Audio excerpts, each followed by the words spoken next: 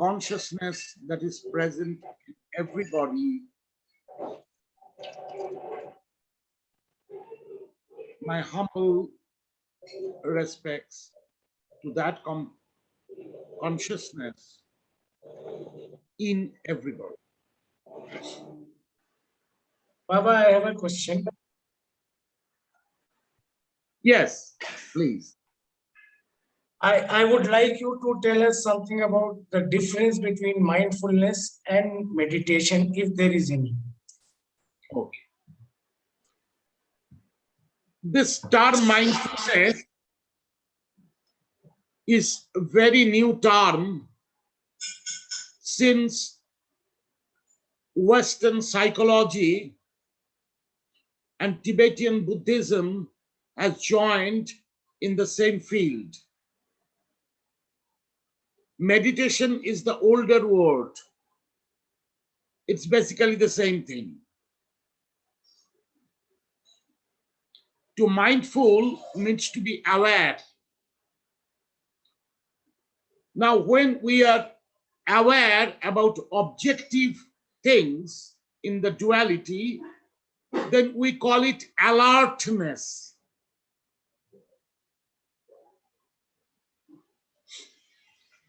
When we are alert of our inner consciousness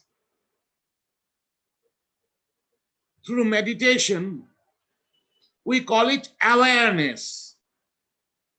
So alertness is objective and awareness is more subjective, as it is used in the English dictum, English global dictum, to communicate with patients and clients of psychology, as well as students of meditation. So why suddenly a new word, mindfulness, came? This is the question. The mindfulness came because in Buddhism, psychology became the major tool of enlightenment. In other schools of religion, it was either faith or listening to good words with faith, believing they are revelations or realizations of the seers who observed the truth. But when a realizer or any enlightened being speaks, what's the proof that the person is enlightened or a realizer? There is no proof. Somebody will say that wisdom expressed through all knowledge is the proof. But a professor in a university can be very well read, and as much as he or she communicates with the students, within the span of the students' understanding of knowledge, he or she can be seen as the source of their knowledge, and why not enlightened then? The other day, somebody asked me why this term enlightenment is used so much. The reason being, the thought of bliss, the thought of final realization is designed into human psychology by most of the seers or realizers or holy texts as a great light. Now I will go to the source of Western psychology behind words. the growth of Western civilization and psychology or understanding of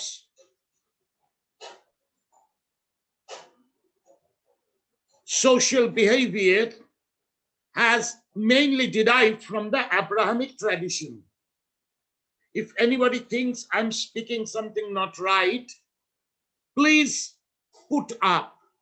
So I will understand from which viewpoint you are not being able to follow my view. So I will walk in your view, try to clarify if there is some misunderstanding or wrong understanding.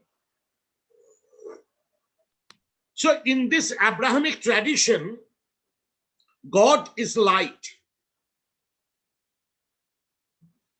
Compare it with our Vedas and Vedantas. God is light. Jyotira Murtaye Namaha. Prabhashwara, Prakasha. Until and unless the Shakta Vedanta came out, Shakta Agama, sorry, not Vedanta, Shakta Agama came out with the theory of Vimarsha, or the light going back in its source. Now we come back to the Bible, Old Testament. God said there be light, and there was light. What was there before God said there was light? Think.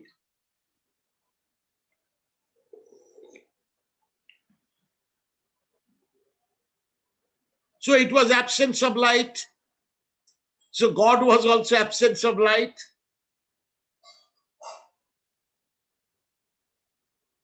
Isn't it? Very few people following churches and temples can reach there in the truth of beyond light. That is why, in general dictum, final realization is enlightenment. It comes from a very objective psychological survey that without light we cannot see the objects. So our eye needs light to see an object, to differentiate from where the start of analysis or probability of analysis of the mental faculty is coming up, that we differentiate between one form and another, and then we name it differently. Thus, the forms and names create all differentiations in our mind.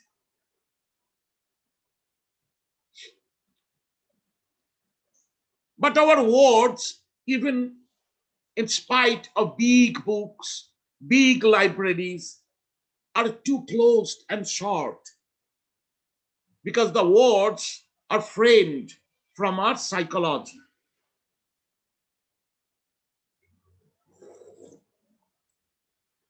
So the term awareness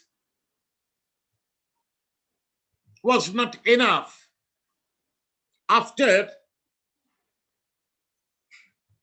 most of our Rinpoches and Acharyas went to world of American English, because in the gate it is written, be aware of dog, beware of dog. It's just a little different, beware of God. So there the words in the language of English is standing on the psychology of the people, and thus the idioms or the sense behind the word has changed. So when a global teacher travels to different countries, in my own experience, the same words do not work in all countries, though they are speaking the same language maybe. Suppose English-speaking countries, like in Australia, if people want to say you are speaking bullshit, they will say very interesting.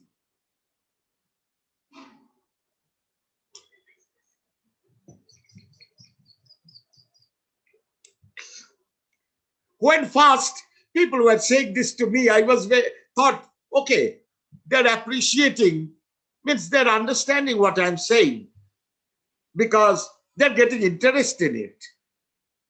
And I spoke more deep, and they again nodded some and said, very interesting. Means either their brain is bullshit or my words are bullshit. So nowadays I say from the start, whatever I'm speaking is bullshit. So awareness worked with some teachers for a good time, and then the term awareness was replaced by the word mindfulness. Mindfulness is a very new word in Western culture. Think of it. Just think of this psychological situation that mindfulness is a new word of philosophy coming from the 60s or late 60s, early 70s. Check up the books, you will find that the term awareness is no more there. Mindfulness has come up. Now we have come to a junction of human civilization when nobody understands the feelings of the philosophy. They're only chewing the words. And because of this chewing on words,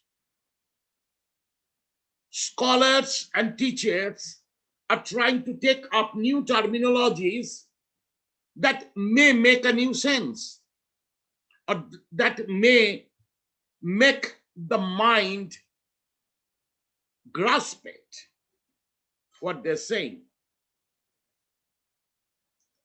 Why do you think mindfulness is a new word? That is why you asked me, because it's new. Suddenly you are reading texts where the translation of awareness is mindfulness. Why? Because everything in everyday life is without mindfulness, without alertness on the outer aspect, and without awareness of the inner aspect, or either of it or none present. It's not unlikely. See how many new generation, how many people are joining to train up as counselors, psychotherapists, psychologists, psychiatrists. It's a very lucrative job in the Western world today because people are not mindful. The word mindful will hold two opposite ends of the objective alertness and the subjective awareness. So thus a new word of mindfulness came. But now I will go deeper into the word mind. Why mind? When I first went to West, they were not understanding the difference between, in Sanskrit, the Monomaya Kosha and the Vijnanamaya Kosha, or in the Panchaskandha of Buddhist terminology, of the difference between the definitive mind or the perception and judgment or intellect. To them, mind is the same word for intellect and thought. These are my experiences in the language of communication that I am sharing with you after almost 15 years of communicating with English language and global students and disciples and friends. So in between the speaker and the listener, there can be light years of gap. So when I came to this virtual meeting, I knew whatever I will be speaking will be holy cow dung. Why? To me, it is holy cow in Indian system. Our government is now promoting to eat cow dung and drink cow piece to become more holy and more capitalist. It's a new terminology, Hindu capitalism. We never knew about it.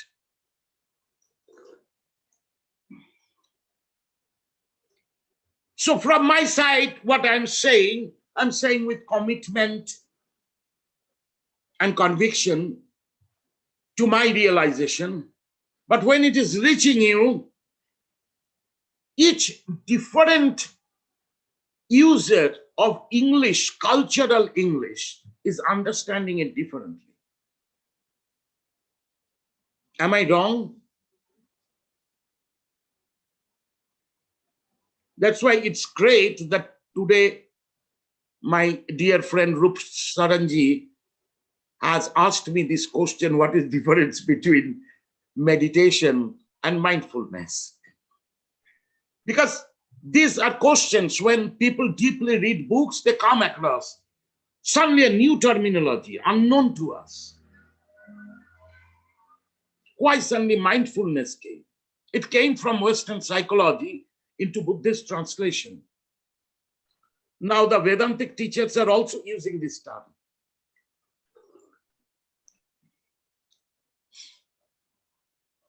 According to Buddhism,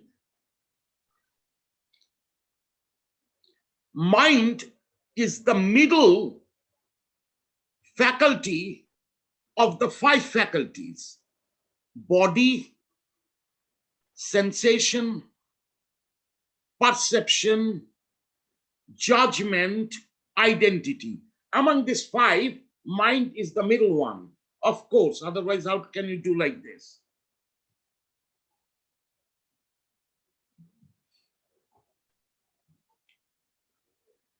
That is a very deep Western mindfulness.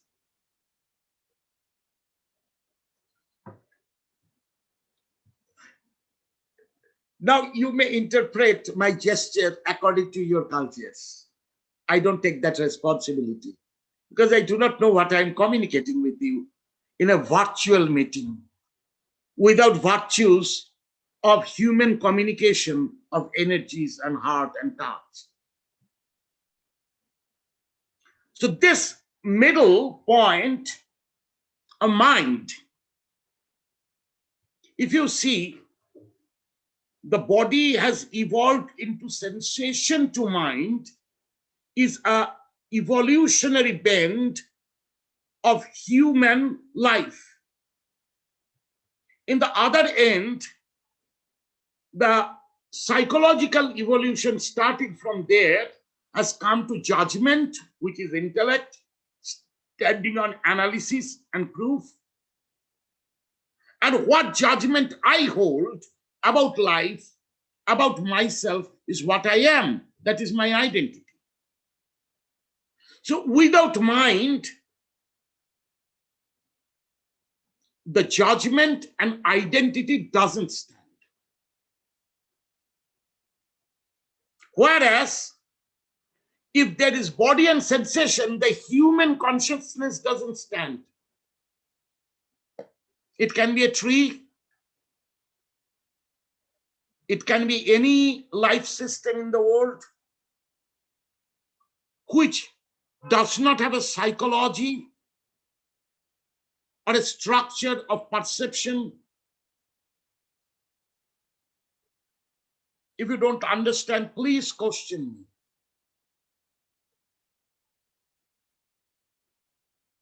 So mind is a faculty that, though mind is born out of body to sensation, and sensation creating emotions, and the mind started through the recognition of inner emotions and outer objectives. That is how perception is sensation multiplied by sensation, which is memory. That is the modern psychological terminology. Sensation squared is perception. That sensation and the recognition of the sensation. So you have eaten a beautiful cake, and now you are remembering of the cake and your mouth is watering. So now from my mind, thought, you are going back to sensation, going back to body.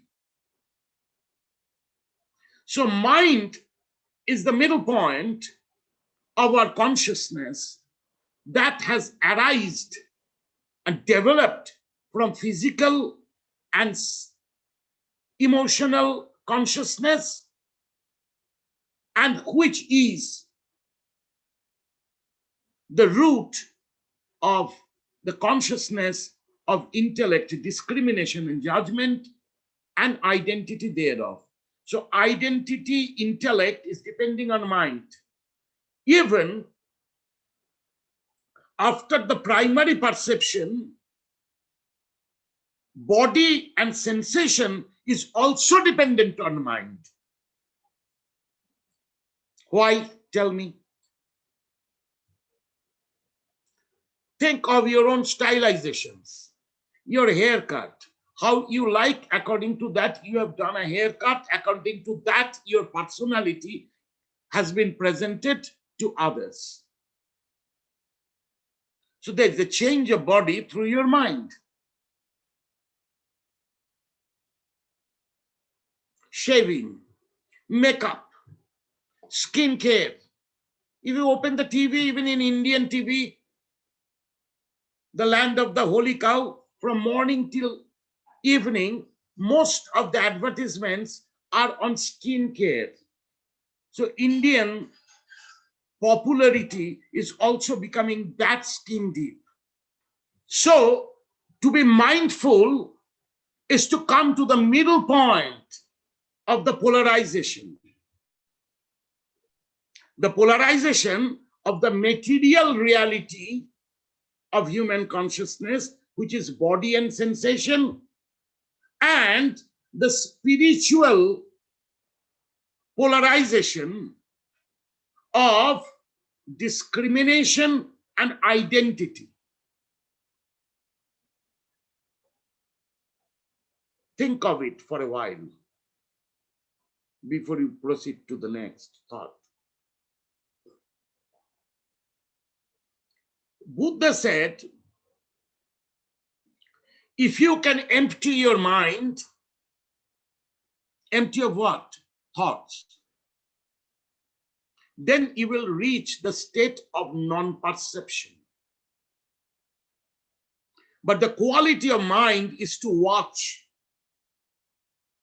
So if you can experience watching your own non-perception, you are entering the Buddha field.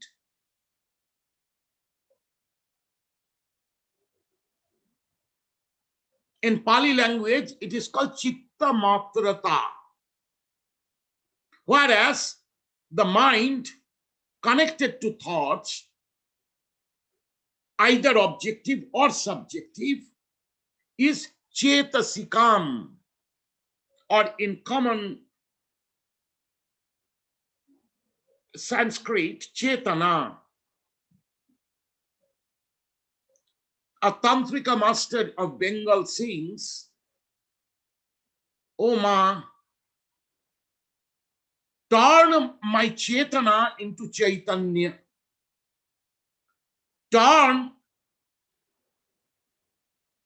my thoughtful mind into pure consciousness." So pure consciousness can be experienced without perception by the faculty of mind. This is are Buddhist discovery, and it takes a big part in explaining Abhidhamma Kosha and its karikas or commentaries of the book of psychology, which is the major book of Buddhism. Because Buddha was a born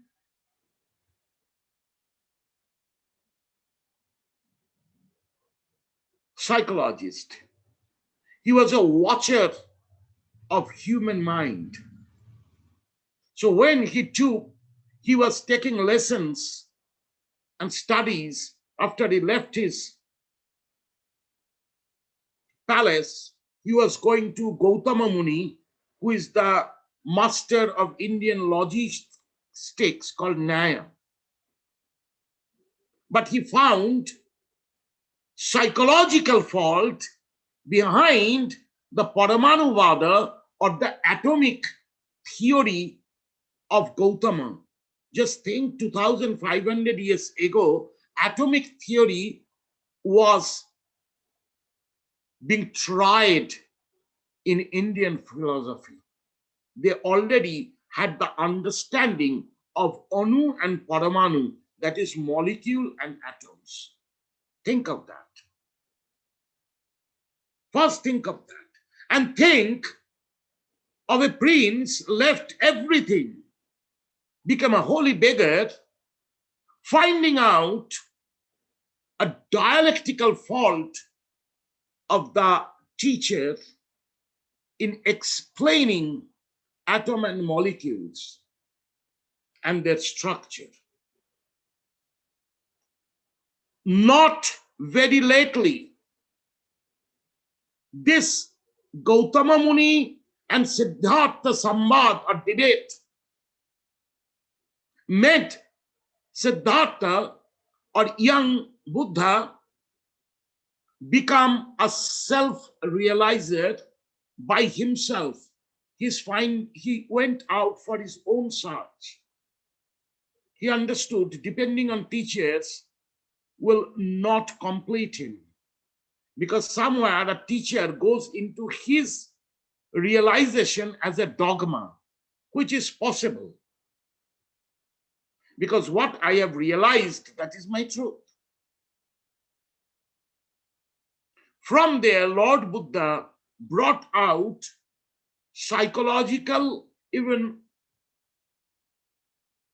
dialectics of communicative language of Dharma. He said the languages and terminologies is needed to be understood, but will change with every change of human civilization. So the practices and the language needs to be changed according to the human perceptual or human evolution of psychology. Wherever it will take a bend, the teachers, masters, the gurus have to think, research, find out new word that they understand, and new systems of yoga has to be discovered. So for that, what is needed? The wisdom of psychology.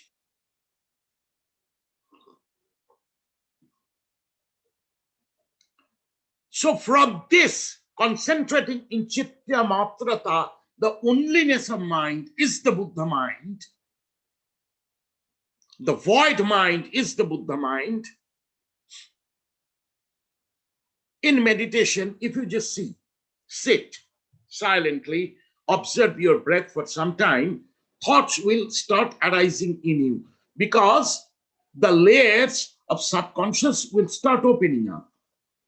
If you can check yourself not getting emotionally attached to those thoughts, or intellectually start answering those thoughts in your own mind, then you will not be caught into these thoughts.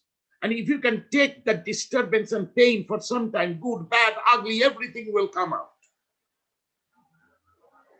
Then after some time, you will go to a state that you do not know you are thinking anything or not, because you have become blank. sky-like consciousness. This is a meditation even given by the Shaiva yogis, and similar meditations have been found in Vijnana Bhairava Tantra also. Look at the sky, go on looking at the sky.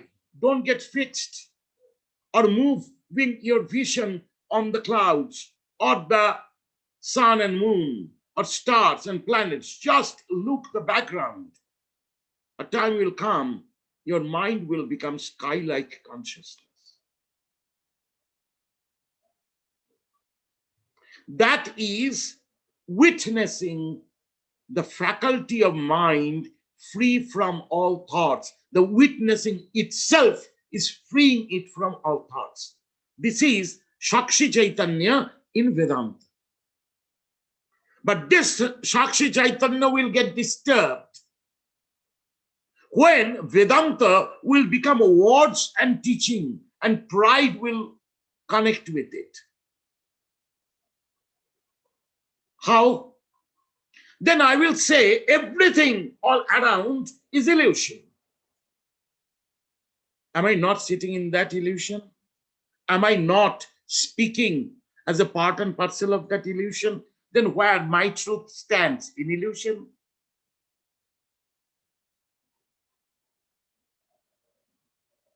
So thus, a Vedantist will continuously go on describing how names and forms are meaningless, but can go on talking how words are meaningless for next 1 hour. That is being trapped by his or her same dogma of thought. So his or her realization is not in coordinates with his or her expression.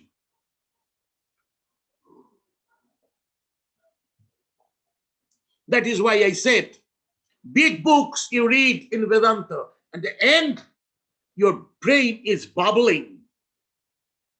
You're thinking, now I need to go to a acharya who will teach me this, explain me this, who is the realizer. And the end line you come, the truth is abang manasa gocharam. The truth is not an object of thought or words. Then entire communication is false. Entire book is false. It's null and void.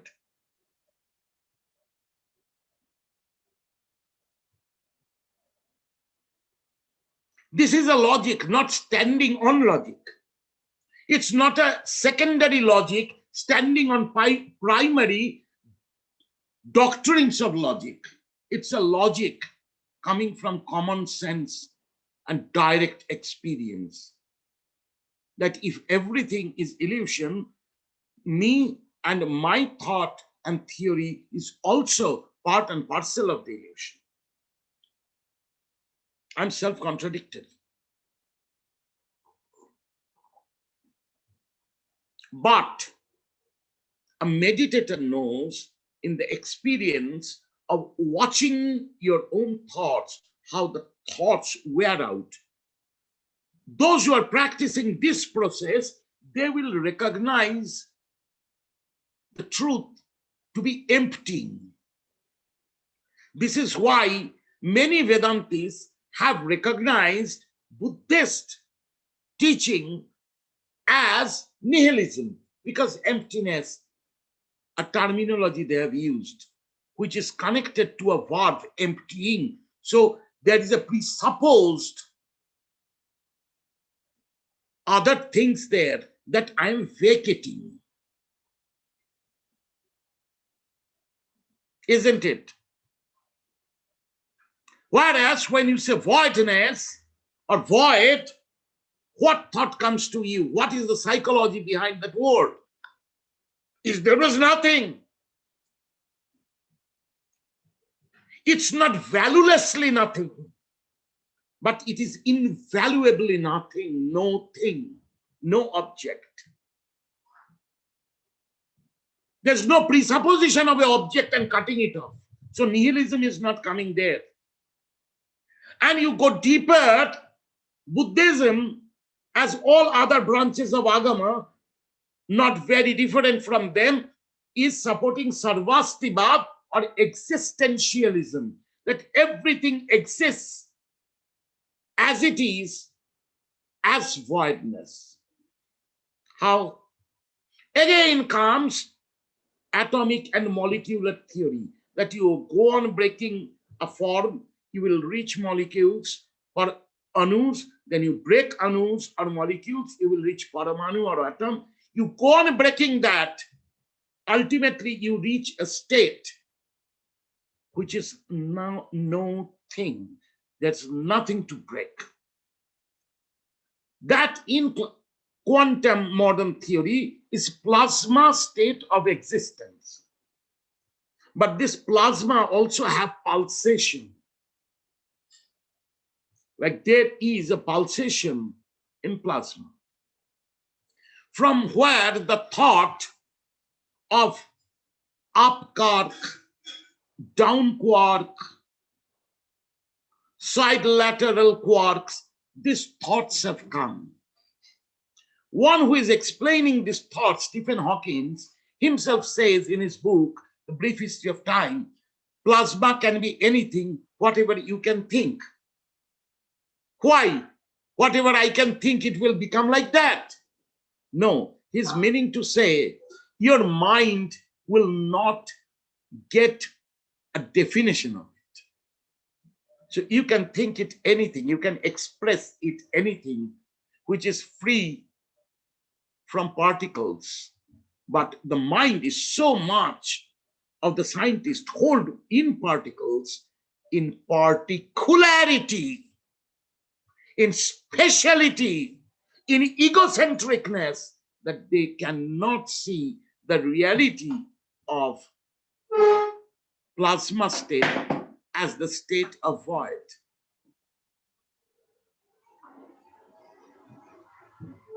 So look into this void. How do you see void? Because the same logic will come. If everything is void, you are also void. Yes, I am also void. So how did you know it is void? This question will come.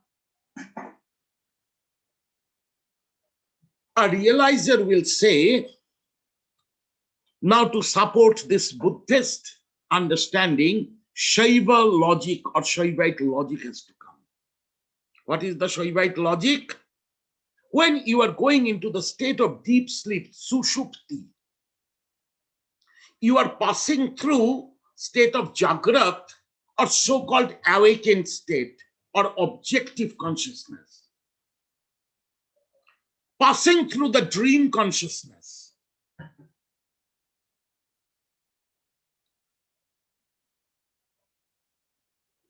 Mario, your question is very important. I will answer it. I first complete this. That is quantum physics trying to explain the ultimate truth that the Buddha and many others have found out? Will they merge in the future? Nobody knows.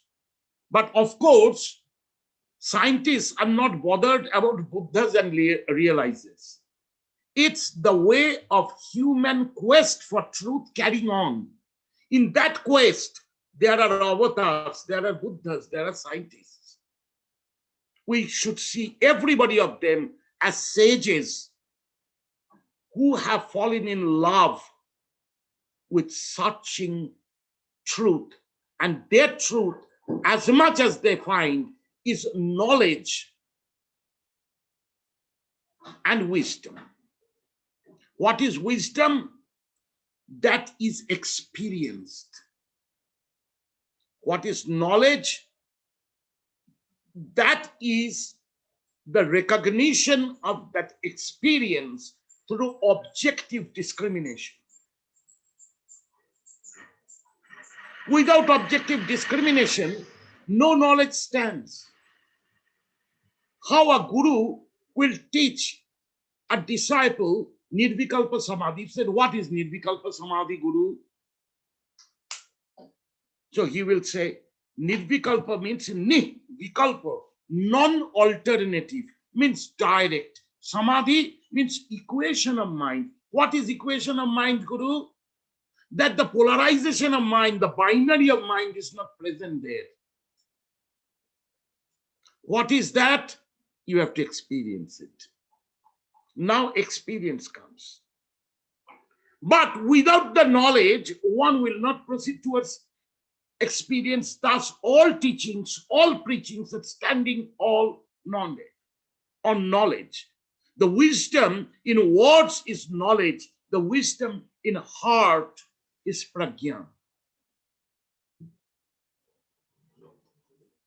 So mindfulness is that which holds the subjective wisdom and the objective all knowledge together,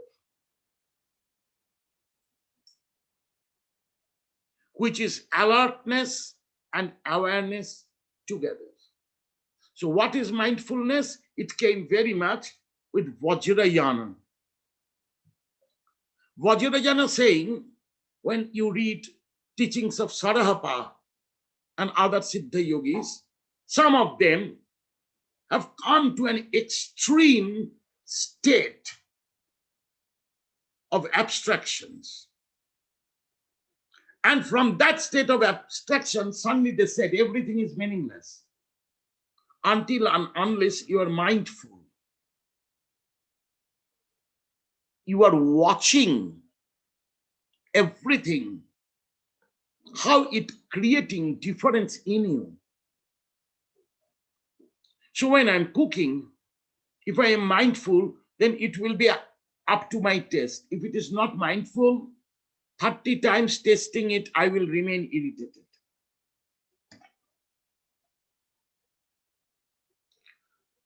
So see, cooking of a food will satisfy your inside.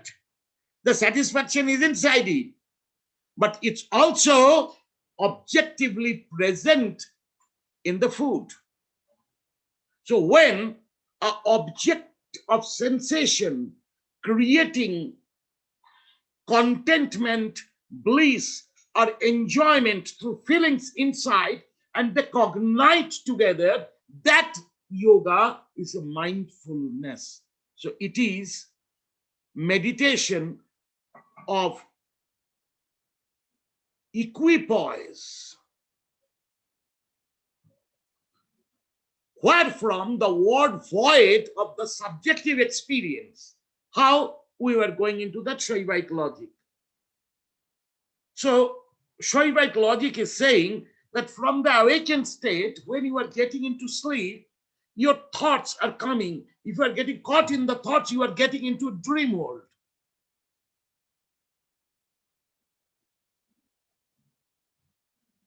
And from there, a yoga of dreams came out that holds to a good thought that makes you happy. Go on holding to that good thought when you are sleeping, and with the tiredness of the body, you will enter the perception of that thought, and you will leave, enter time of sleep in the arena of that thought. Think of a deity, think of God, and according to your limitations of mind, which is unlimited though, various forms of your connectivity with probabilities are getting created. So you had a beautiful dream, you felt good. A poet will say, if the dream is so beautiful, let me not be awakened. Swapan যদি মধুর এমন হোক সে মিছে কল্পনা আমায় জাগায় না. A Bengali song of the last century, a spiritual song, a romantic song.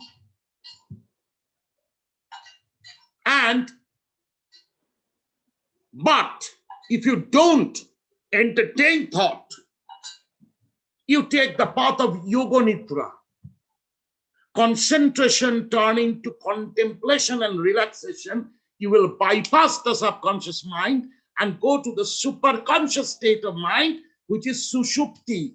Vishnu is sleeping. Now, when you go into yoga nidra, Why Vishnu is sleeping? What is the term Vishnu means? Vishnu means vid dhatu uttar manich pratyay. Manich pratyay is positing a verb into a noun, which is a verb noun, but it is a term which has arisen from a verb. So arised from an experiencing workout. So Vishnu is Yoga Nidra principle. The Vishnu is sleeping. So when Rama or Sri Krishna is coming and playing with you all these games, he's not responsible because he's dreaming. It's your reality, it's his dream. He's sleeping. Think of that. Gods are also very highly diplomat.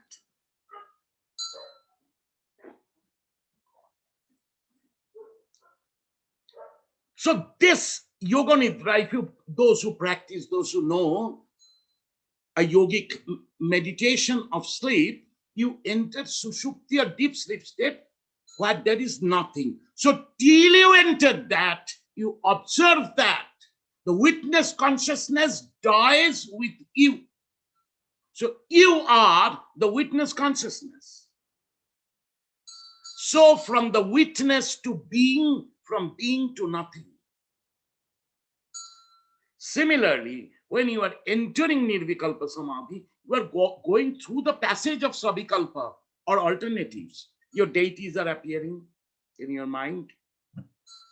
Your mantras are appearing. Your yogic techniques are appearing.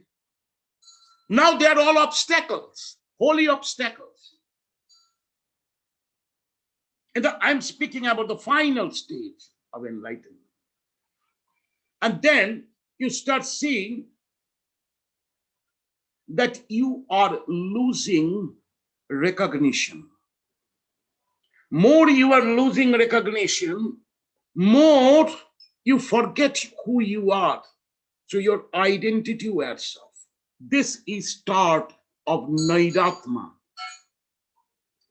Thus, in Shakta Agama, in Tantras, Nairatma is Kali, who eats up time. Kali means Kalam Kalayati Kali, one who eats up time. As Vishnu is Vid, means to exist.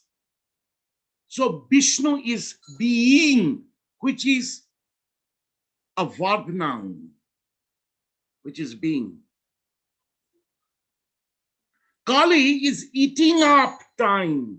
So time is the faculty of sensation squares, repetition of the sensation. That time faculty, if it is lost, where is perception? So how your perception is getting lost? One who watches that knows clearly and surely that Nirvikalpa Samadhi is a state where I died. So till death, I can see I am dying. So this witness is more than enough. Suppose in a court, the witness is presented from a record of the person who is dying, is saying his last will, testament, or wishes, or pointing out the criminal, or a written note, suicidal note. Why that is so important? Because this is the deceased last observation. After that, the deceased had no observation. So if that has value, then a yogi practicing samadhi, his teachings on entering samadhi, that passage is of immense value. That passage in Tantra has been metaphorized as Kali. Now, in the Western world, they're making Kali like the queen of the damned. Terrible pictures are coming up, going against our sentiments. And even Indians are using those pictures and photographs.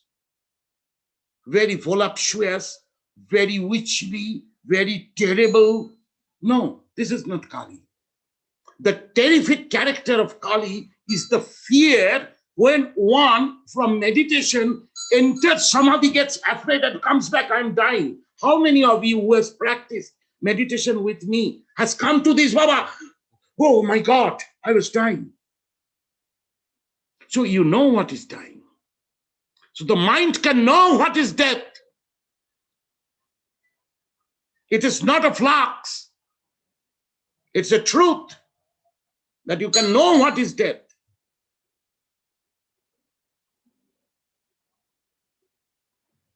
Death of the identity and the experience of the death is the same thing. That is how Shiva is called Shava, under feet of Kali. Shava means the living, the dead body. But he is living dead. That is why he is also called Vetala or zombie.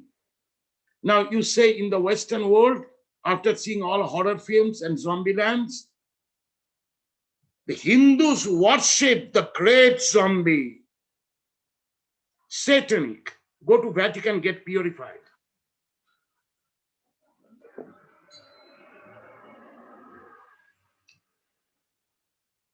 No.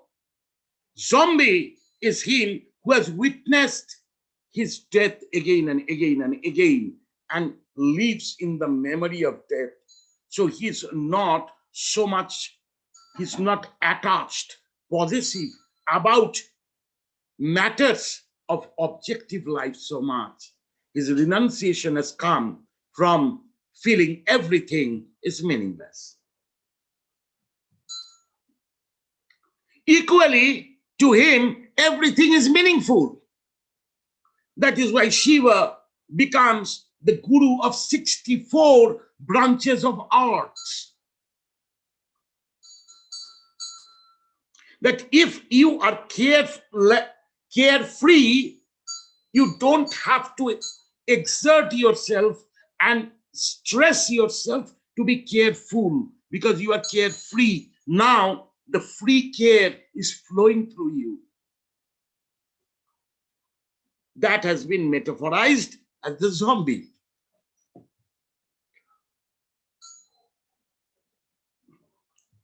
So today is the zombie teaching going on, Kaveri Amma. Do your medical science accept that zombie teaching?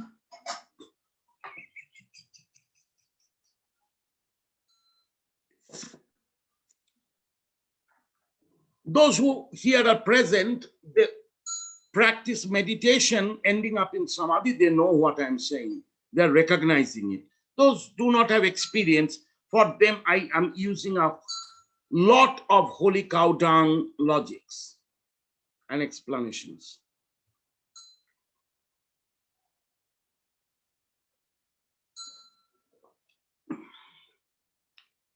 So mindfulness is holding both the ends. So the same logic of Shaiva or Shaivite philosophy as witnessing entering Bom or sky-like consciousness. Shaivites called it Bom. You know, in Shiva Puja, people do boom, boom, boom, boom, boom. It is not that they're bombing. Bom means sky. If you transcribe it, it will be B-Y-O-M. Byom means saying, void, shunya, sky-like consciousness. The Bonpos of Tibet also call it Byom. They don't call it Bom, they call it sky-like consciousness.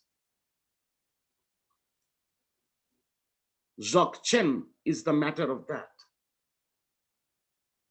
And then the Dzogchen teachers will say, this is Buddhist, this is not Shaivite, this is not Hindu. So they have no experience. They're only practicing dogmas. One who has gone to Calcutta, of course, knows he has gone to Kolkata. But those who have read old books of Calcutta, They may say, why I'm coming to Kolkata? I wanted to go to Calcutta. Thus, there are many scholarly idiots about whom there is an English proverb, book full blockheaded ignorantly reads.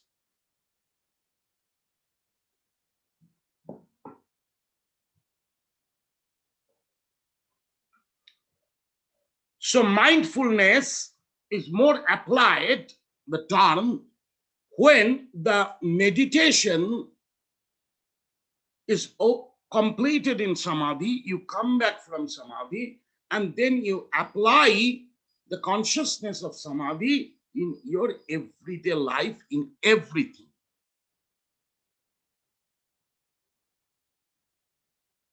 I remember once in Gangtok, in my early days, in a Buddhist congregation, I was asked to give a lecture, and I was giving a lecture on meditation. I was asked. So somebody asked me, a beautiful lady, that, can you say how to meditate? So I said, meditation can be anything and everything of life. There can be pissing meditation and shitting meditation also. So a group of people left the congregation saying, this is a bad man speaking bad about Buddhism. Peeing and shitting can be meditation. They don't know what is mindfulness. Those who are hatha yogis, they know that constipation can be cured by concentrating on your breath flowing through your entrails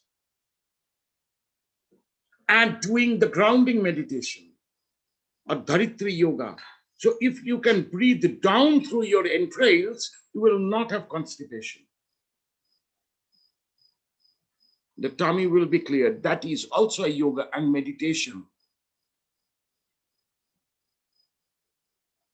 The yogi knows that the process of urination has to be divided into 36 pull back of the urine and releasing it. From there, after the 36 locks, the urine flow will take a blissful sensation into the head and open up the sahasrara, known as Omorali Mudra. How faithful Buddhist, beautiful lady.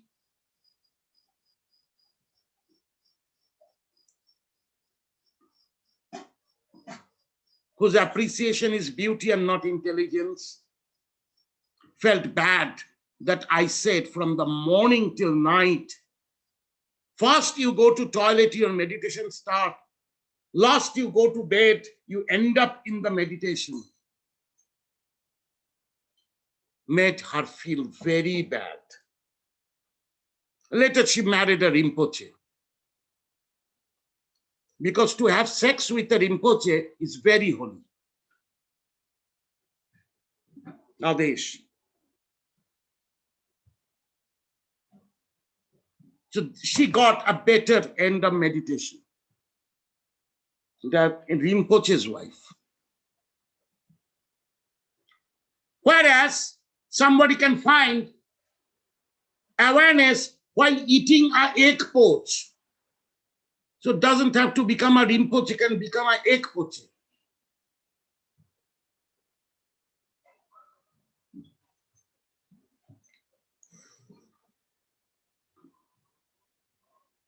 Fixed to dogmas, those who have not really realized, those who speak of realization, like a blind speaking about colors and forms, they will always create dogmas. And those blinds will follow those descriptions. They are also in dogmas.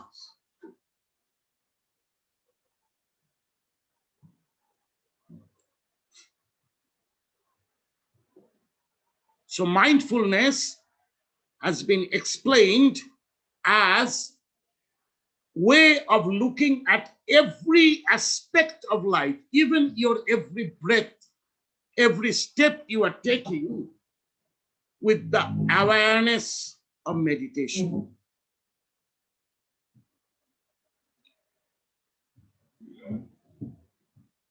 Now again, let me see the chat box. What are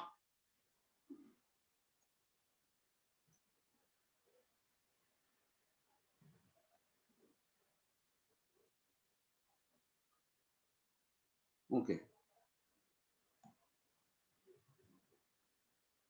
Julie to everyone. Joy Guru, Joy and I are here. We aren't using video because we don't have internet and otherwise have very little service. But you are hearing in phone, I hope. Yes, must be. Again, I don't know this paraphernalias of internet. Now, Maitrey writes to me privately, Cons uses the term mindfulness quite a bit in translation of Pragyaparamita. Absolutely, Maitrey. Before Cons, this mindfulness was not a Buddhist terminology in English translation. Cons was the first who started it. But even the co-translators of Cons have used the term awareness.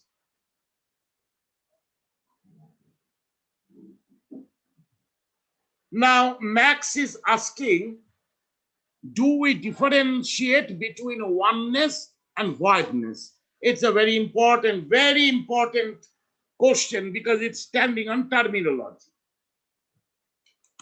The term oneness may have different meanings.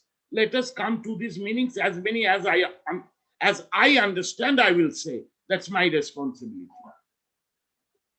One means single. So singleness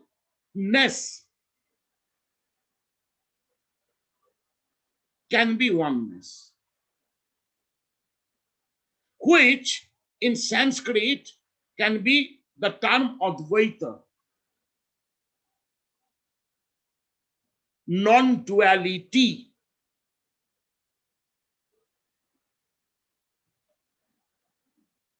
But the scholars use this term oneness in both terminologies of Advaita as a particular school of philosophy and Advaya, a different particular type of philosophy in Sanskrit.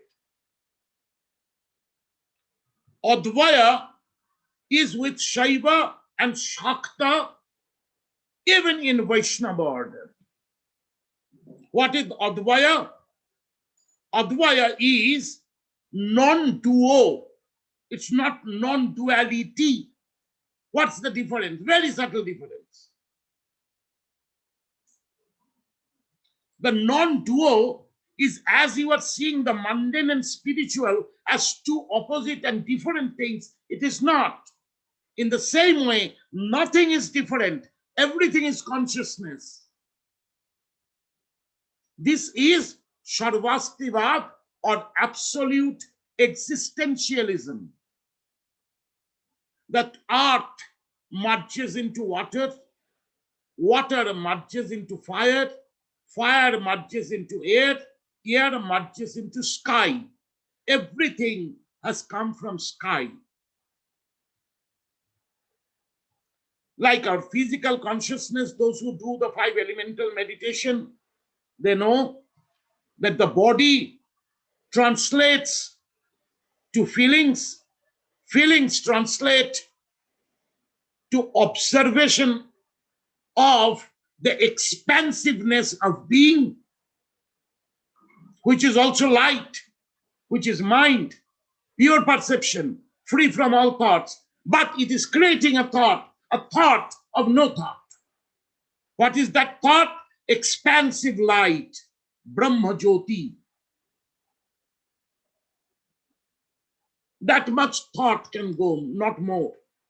And then going to the mind, to judgment, is the state of being. But who is witnessing it? This logic is coming from experience. That I am witnessing myself as light and expansiveness. Then I am trying to see which aspect of me is seeing this. And the moment you look into which aspect of me is seeing this, enter light, enter field of expansion dissolves.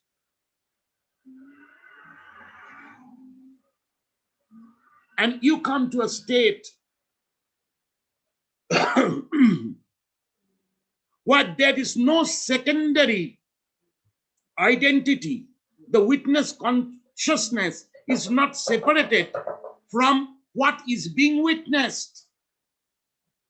So there is no bifurcation in the consciousness. So there the light, the focus. Yes, Banibroto, you are right, what you have written. So when you are focused, the sensation of light comes from your perception. Because no focus is possible in the memory of the optical nerves to see anything without light. This is the psychology from where the light emits. This is the knowledge of wisdom. And the wisdom of knowledge is when the light is dissolved. There is not even the separation in yourself as you are witnessing yourself.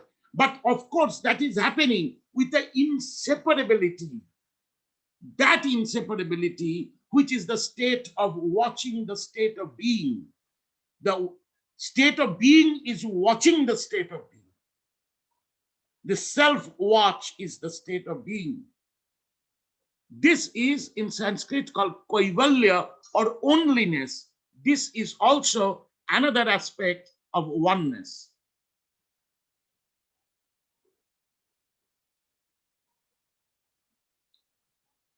Got it, Max? I'm coming slowly. I will go more. Okay. Now, if you come to discrimination, that you stopped in that being, the being got disturbed and you came to the judgment. Where did the light go? Again, the light comes back. Where did I go? Again, the I comes back. This I is identity that can focus. That is the light identity. That is the enlightenment identity. That is why the Nath yogis will say, Alakha Niranjan, the clarity which is free from attainment of enlightenment, which is not clouded by the identity of enlightenment. It's not clouded by throne and brocades, crowns and palaces, high seats and low seats. It's not clouded. It's not a fabrication that persuades your psychology to accept it as truth. Like a hero in the cinema, fighting and winning over everybody. James Bond, suppose. But if James Bond comes to fight with a bodybuilder, the actor who is the hero will die.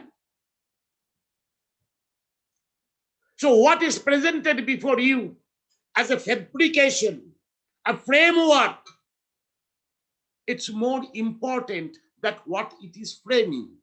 I remember to a very big house of a collector once I went and saw a picture of Reno, the great artist Renoir or Reno. The painting is a landscape. It's 1 foot by 8 inches. And its golden frame made it 3 feet. So that golden framework is not letting you see the picture. is letting you see only the framework because it's important painting in my collection. This is what the monasteries collect important personalities, thrones and brocades. My disciples also tried to put me into brocades and thrones. So I painted my throne black.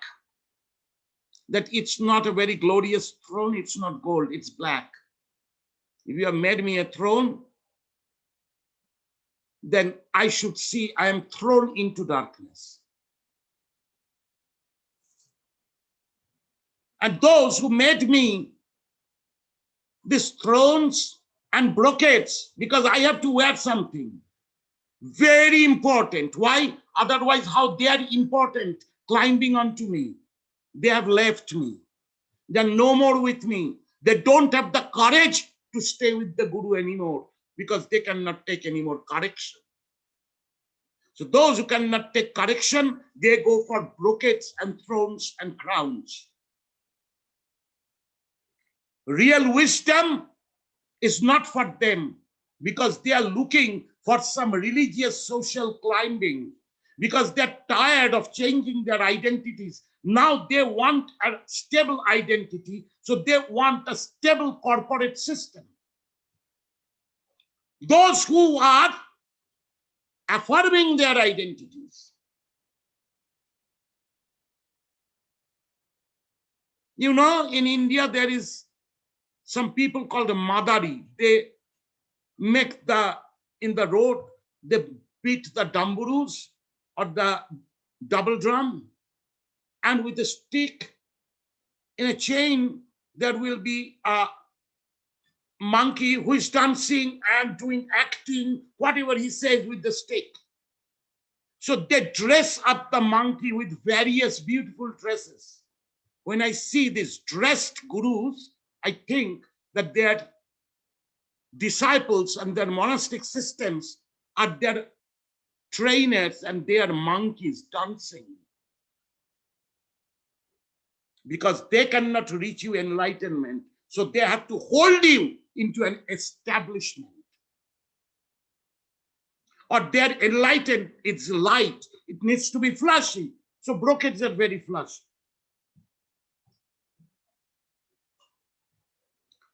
So oneness in this discrimination, in the binary of mind, is becoming two. What? Singularity and multiplicity. Indifference and differences. So indifference is Advaita and differences is multiplicity or duality. So duality and non-duality are two different things. But Shaiva and Shakta philosophy is saying, entire Agama is actually saying that in different logic, in different terminology, but different schools of Agamas. So Shaiva and Shakta, called Shiva Daya or Shakta Daya, is this duality or this two is the duo, the duality and the non-duality. And they are inseparable like a magnetic field. Can you give me the watch? Oh, I can take it. That inseparability is designed in the Vajra. So that inseparability of the two lobes, it's joined in the center, joined in the core of brain, where from the consciousness of voidness comes. But the other two are experience and analysis. So they also come in one realization of voidness. So voidness can also be termed as oneness. The oneness of the two. So the term oneness in English is a very loose term. In Sanskrit, Non-duality has been translated as oneness. In Advai, Advaita, Dvaita, Sham, all have been translated into oneness. Because of course, translators in most cases are not realizers. That's the trouble again.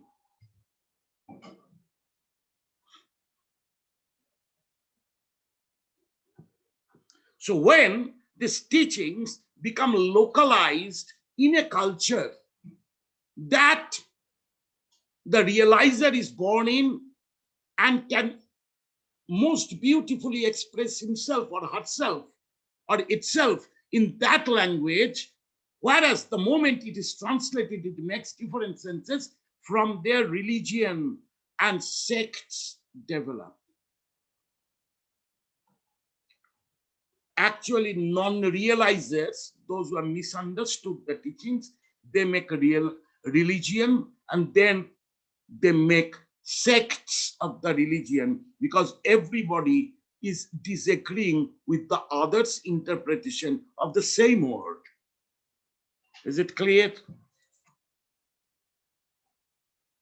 I call oneness as Vajra. You are seeing it too. I'm seeing it one. It's one. It's not two pieces, one piece. But it has two polarization. So those who understand this electromagnetic field, they can understand Vajrayana. Otherwise, taking big lectures from brocades and crowns will not make you a Vajrayani. You have to understand the oneness of polarization in your own brain first. A Vajrayani starts with equating the analysis and the experience. Adesh.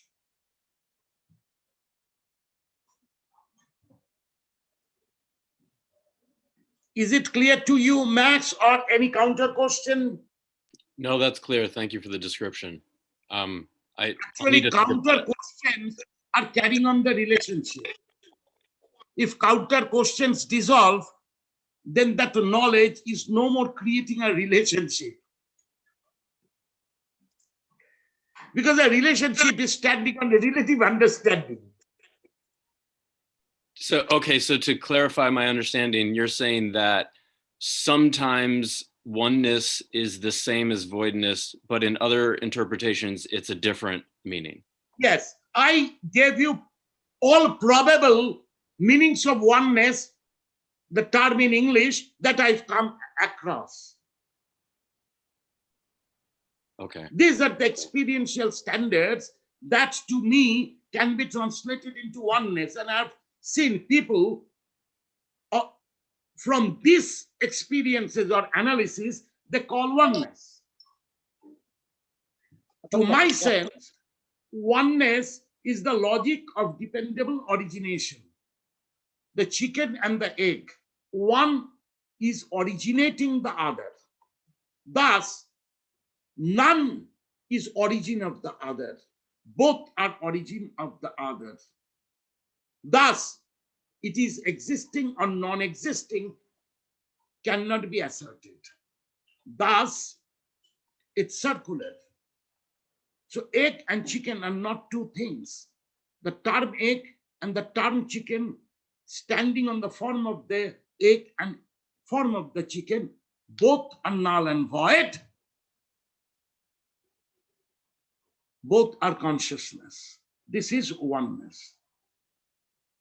To a madhyamika.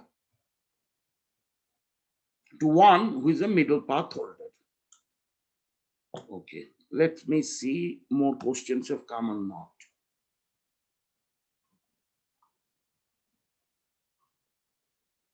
Shubhamay says, oneness, singleness of self continues the journey to the void only as I understood intellectually.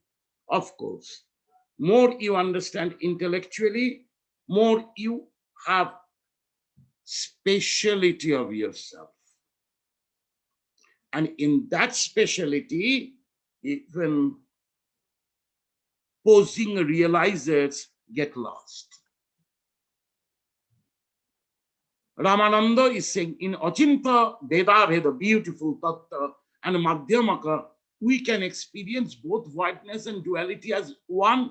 Yes, Ramananda ji, it's that, exactly that. Nagarjuna called this oneness or the equation of the polarity or the polarity in the same truth as achintya, means unperceivable. So the yoga of non-perception is called achinta yoga. This school of yogis have their archaeological remains in Ajanta caves. Actually, Ajanta was known in old texts as Achinta Puri Bihara, the house of moving in non-perception. This same term, Achinta, 500 years ago, got used by another avatar, Bhagavan Sri Krishna Chaitanya, or generally known as Mahaprabhu Sri Chaitanya of Bengal. He said the relationship of duality that Madhyacharya explained as Jiva and Krishna, or a devotee and God, there is always a difference. This is duality. They can never be the same. And again, in this understanding of non-duality, theory of non-duality, that your consciousness and God's consciousness is the same consciousness, and if you can dissolve your specific consciousness into pure consciousness, then you will not need a God, because you will feel the self-consciousness and God consciousness as the same consciousness.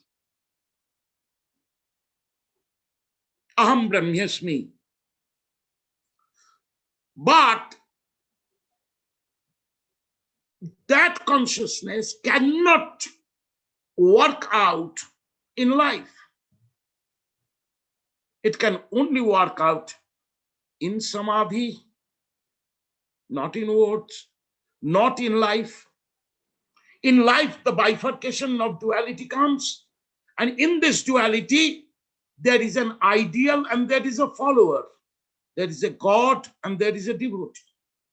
This difference. So the indifference and the difference together is unexplicable or unthinkable, non-perceptual. Thus, he called it Achinta Bheda Bhed, unperceptible difference and indifference in the same truth. So Chaitanya Mahaprabhu also asserted the reality of two parallel truths, the Samvartik Satya, or the changeful truth of manyness and differences, and the Paramarthik Satya, or the experience of the oneness of being, as perpetually parallel. If there is no duality, then the beauty of devotion, as I said to Max just before, in a metaphoric way, that there is no relationship. There is no relation if there is no question and answer, no counter question. Like when a boy and girl in conservative India goes to a first dating, they go to a park or somewhere beside a river or a lake, and then they talk to each other. Meaningless things they talk. And more days go, more they talk on more meaningless things, because there's nothing to talk. They love each other. But the talking is keeping the relationship. Otherwise, they will physically jump onto each other, that the Indian society is not allowing. So from there, a relationship grows. And in West, the first dating is jumping into the bed. Mostly, that is why the relationship doesn't last long, because there is no more exchange of thoughts.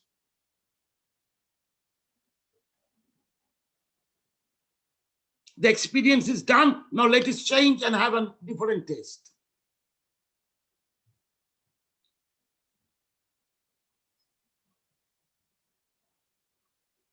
Acha. He asks another question. Somebody asks, Acha. Now Ramananda says beautiful things. We need two to dance tango. People say in South America. Absolutely. Tango needs to pull and push each other. So this pull and push is the relationship. So this relationship, when goes with God, then you will understand the relationship of Radha and Krishna. Who is the God or who is the goddess and who is the devotee? It's difficult to explain there.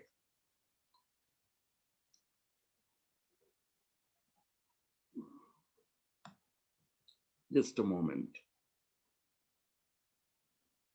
So Achinta Bheda Bheda is that which is allowing Leela or the beauty of the divine game as the creator and the created, or the God and the devotee. And at the same time, in the saturation of that Leela, both of them are going into one consciousness. Again, coming back, the Leela becomes more vibrant. So the separation and the oneness, the separation is duality, is also joined to each other. It's not separated. So in that sense, a Vajra is the illustration Ramananda is of Achinta Bhedabhed.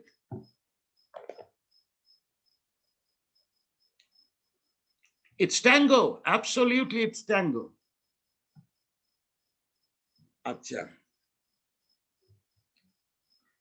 Purushottam asks, is consciousness really devil-demon energy also? In consciousness, does the devil-demon energy also exist? Or the thoughts of mind, Babaji? Is the devil and demon out of your thoughts? Where did you get him? Where did you get the devil, Purushottam? Not in your thoughts?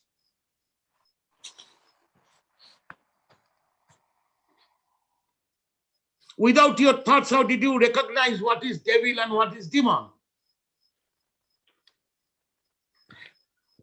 So even devil and demon or negativity can be transmuted into neutrality of consciousness. And that is the practice of Tantra Yoga. How you transmute your negative attributes into no attributes. Not by negating, only by acceptance. This is the process of meditation. Anybody, any more question? Because my mind is a bit way over blank and nothing comes from there. Oh, Bhaktinapa has written something I have not read.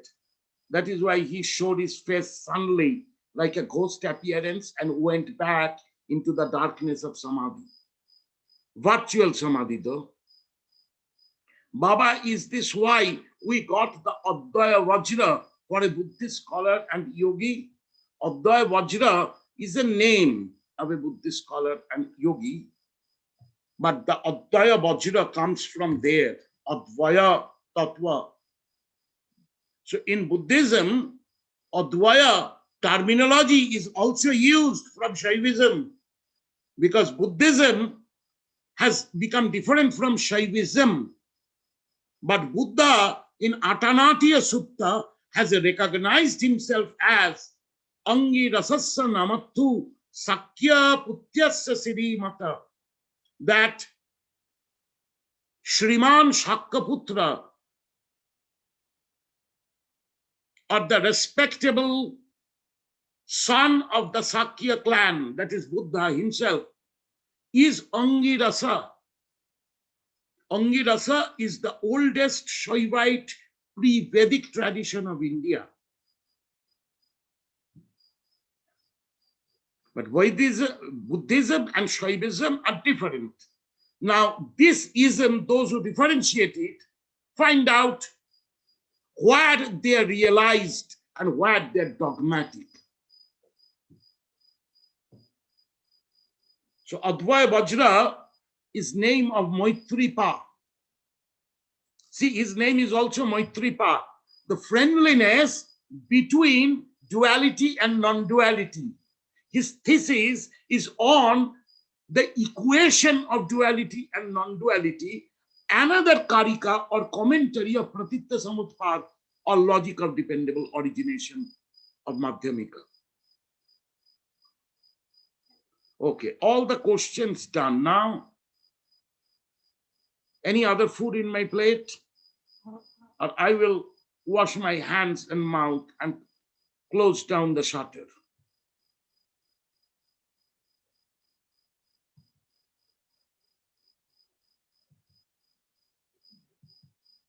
Any question? Maitrey. Acha Maitrey. Oh, question is Baba sing a song. Ma, my songs are mostly Bengali. So when I will sing a song, I have to again translate it, you know. Just translating oneness has taken so much effort. Acha, Baba, can you speak on intuition? Acha, first I answered this, then I'm answering Rashid's question. Are Vajra Yogini and Vajra Varahi forms of Kali? All mother goddesses are same Rashi. It's called the cosmic energy field. So now cosmic energy field is divided into three basic fields. What are the three basic fields? The earth consciousness that is holding us with life. That is Dharitri or Vasudha Prakriti. Our nature is part and parcel of that nature. The earthly nature. And this earthly nature is part and parcel of the cosmic nature.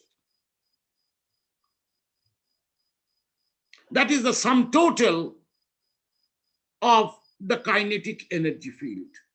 And then is the potential energy field, which is the void energy or the zero energy state of quantum physics, what we call Abdya Shakti or Shunya Shakti.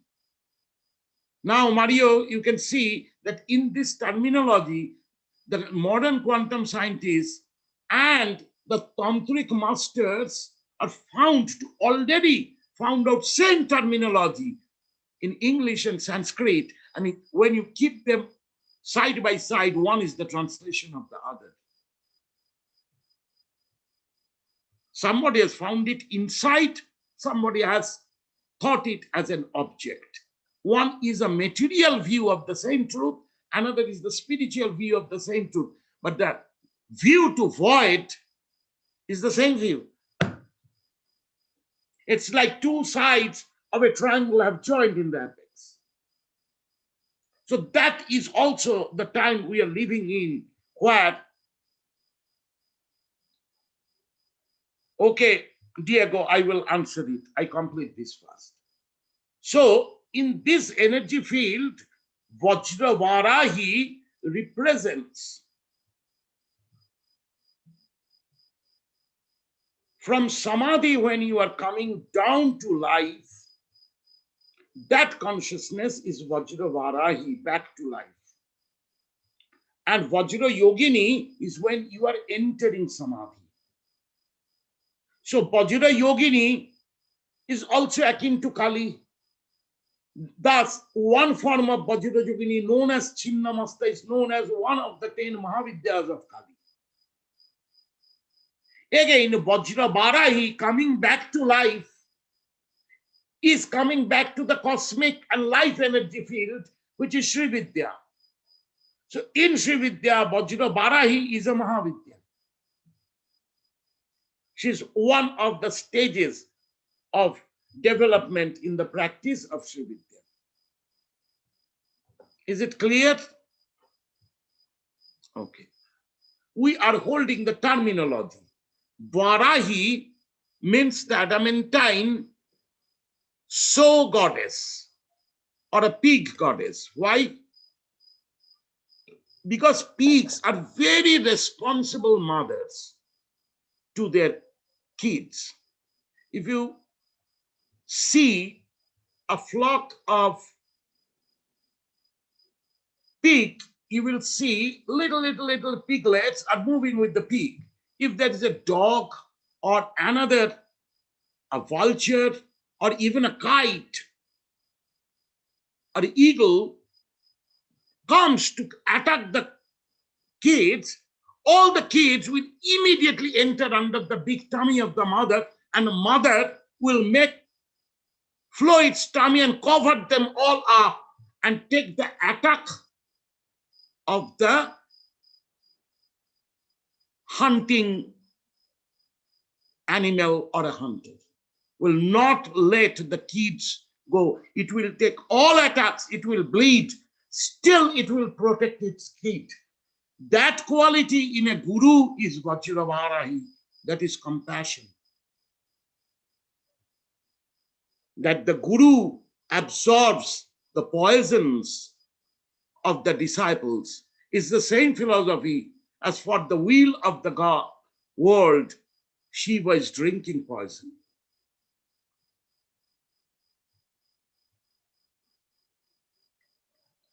Whereas Vajra Yogini, by its name Yogini, is joining the two opposites as a Vajra. So going to the Advaya consciousness,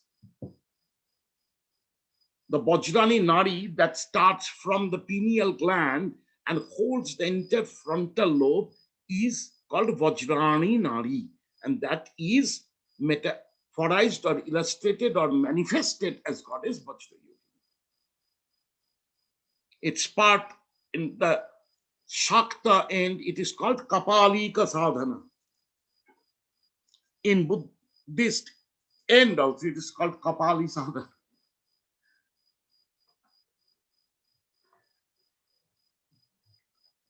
Ultimately, in our occipital lobe, there are 2 points in our occipital lobe. You will see there are like 2, just before the neck starts, there is like 2 ridges in your head.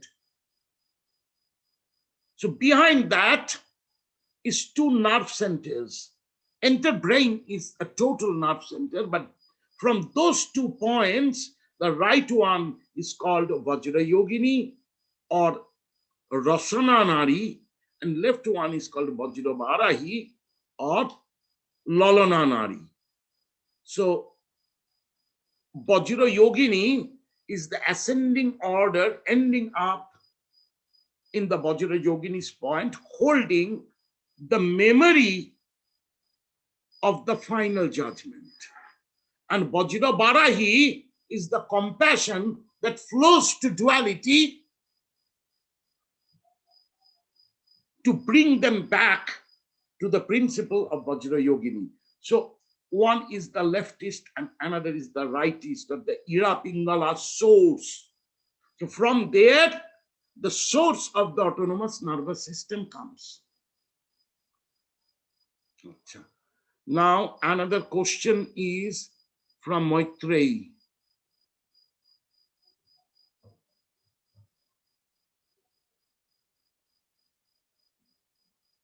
What is intuition? And Divakar also has asked, Baba's intuition is something like time travel.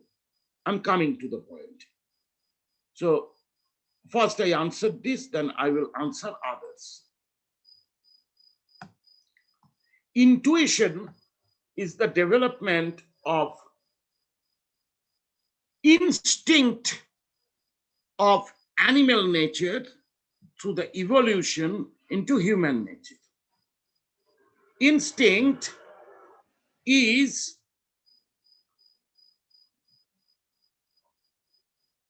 memory through heredity and genetics.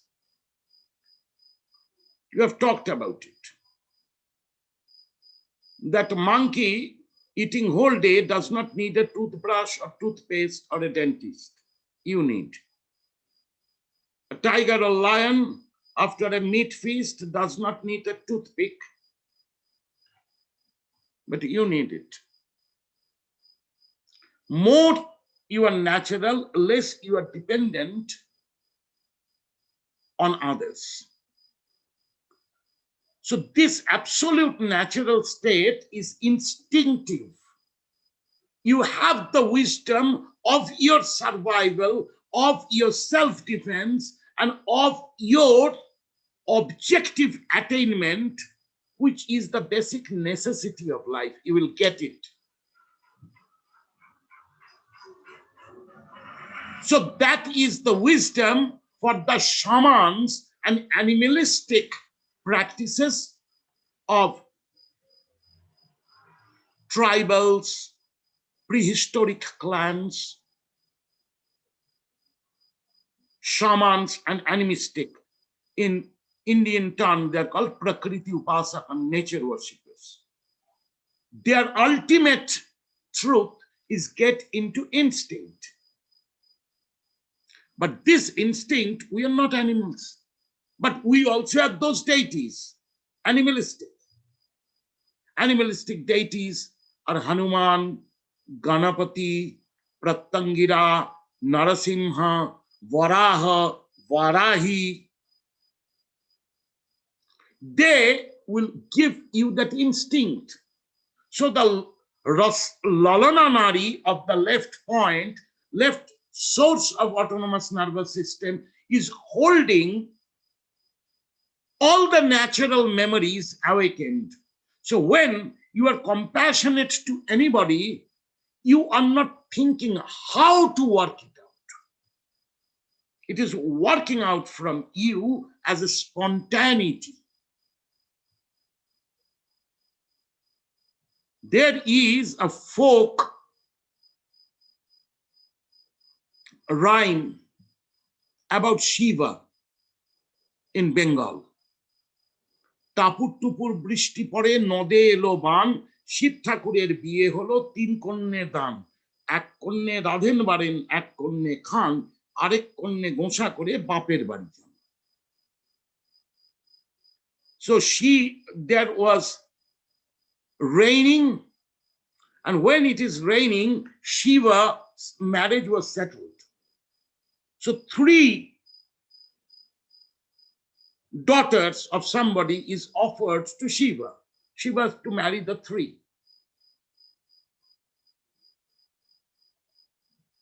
So what are the characters of these 3? One wife of Shiva cooks and feeds Shiva. Another wife of Shiva eats with Shiva, doesn't cook for Shiva. Enjoys, gives company in a dinner. We can set dates with Shiva. And the third one is angry with Shiva and goes back to her own home or parental home. So these 3, I'm now deciphering it. It's a song of Shiva generally sang in the gajon or the folk festival celebrations of Shiva at the end of a year. টাপুর টুপুর বৃষ্টি পড়ে নদে এলো বান, শিব ঠাকুরের বিয়ে হবে 3 কন্যে দান, এক কন্যে রাধেন বাড়েন, আরেক কন্যে খান, আর এক কন্যে গোসা করে বাপের বাড়ি যান। So Shiva is the Avadhuta, who is the existentialist. he has three energies married to. The supreme energy is the energy of samadhi that takes to the source. So that is the avadhutika nari. Rasana nari is eating, or the sense of relinquishment or enjoying tattva. So Vajrayogini or the Rasana nari is called the tongue. So it eats. The tongue also talks. So when a realizer, a avadhuta talks, it's that experience of samadhi that talks. And the compassion from where he talks designs his talks. That is the lalana nari. Lalana means housewife, who cooks for you, who serves you. So that is the intuition developed into the instinct. How do I know that so many of you are here? I cannot see all of you in one page. It's showing one of the 3 pages. Now I go to the second page, there are more people. Then third page, more people. But when I'm speaking to you, that is why I'm asking you, whoever speaks, show your face. Because your face is alighting in me, my intuition. That is the switch on. Your appearance is the catch of your energy through my eyes. The moment I connect it, the answer will come that will satisfy you. Maybe that same answer will not satisfy others. That is why so many counter questions are coming.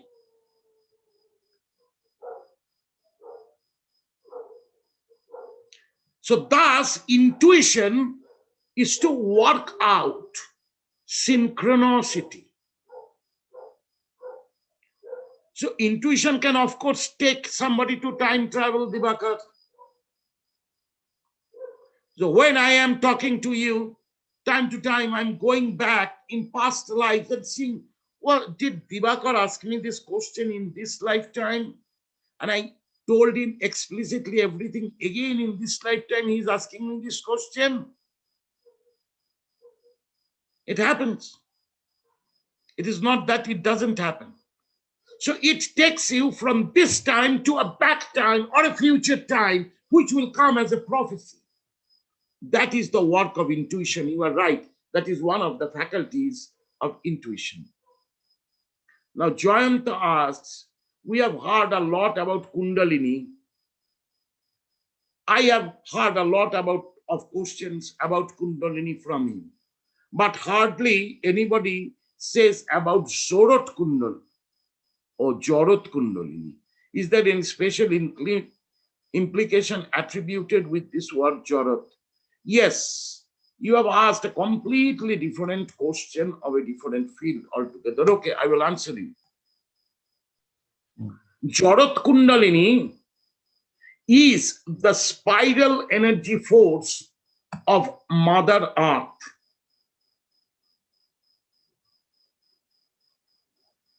Which is pulling everything within a particular space around Earth to Earth. Why it is happening? Because the center of Earth is a black hole.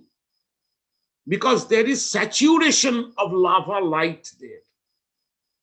So that saturation of lava light is pulling the crust of the Earth to its center. And thus the total atmosphere is getting pulled. That is how the atmosphere or the air layer is stuck to Earth. This is a material. Material means lifeless.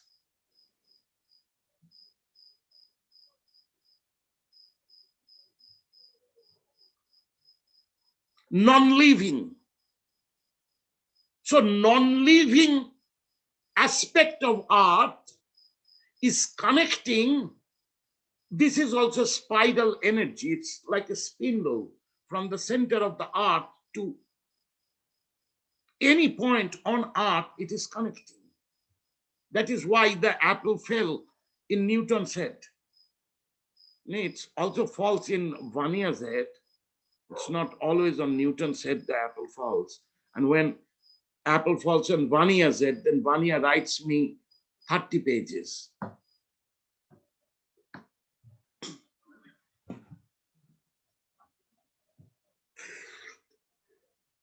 So this gravitation also comes from the core of earth. So when you do Dharitri yoga, from your perineum or from under your feet, you feel that suction to ground. If you observe it, you will see it is also a spiral energy cycle. That is why those who get connected to it starts moving the body. In the whirling dances of a dervish, in the Egyptian dance of the snake goddess, the Babylonian dance of the snake goddess, from where a perverted form has come up as belly dance, but that was the Kundalini awakening dance, that spiral, both left and right spiral. This in the jada, a jada of earth that is connecting to our Kundalini, or our Kundalini in our body is the manifestation of that power. That spiral energy evolved in a human body, in all life body, is called Jarat Kundalini. Clear? Yes, Baba. So it's a total part of the cosmic structure. Right? If we include the Jarat Kundalini, the episode, See, entire cosmos, yes, is of mass. So the Kundalini energy or the mass consciousness that is experienced is Jarat Kundalini, because our Kundalini, when touches with it, then we experience it. That is why it is Jarat Kundalini. Jarat Kundalini has been, I think, mentioned by Sri Aurobindo also, that one end of the energy goes beyond head, and that is Maha Kundalini. He has termed it like that, and one end comes down and joins with earth. That is Jarat Kundalini.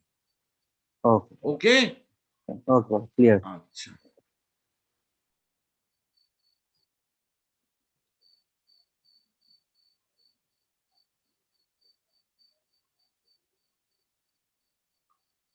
Achha. Yes, it is a very important question you have asked. What are the implications for Advaya Vajra's commentary if he only awakened a rasana and not lalana? As you explained once, does that imbalance or incompleteness not discredit a unifying theory of dual non-dual? Like, why should a yogi bother writing down his exercises if he hasn't experienced the whole picture? I'm asking critically. It's like Chini Baba, you analyze many things and publish it. You have not attained nirvana. So is it wrong for you to share that? No.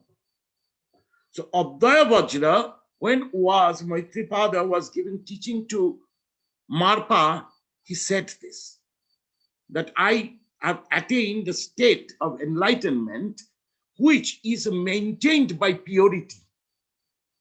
So my purity is maintained by my discrimination. I'm not so compassionate as Naropa, Tilopa, Kukuripa, others. This crazy wisdom, so I am organized.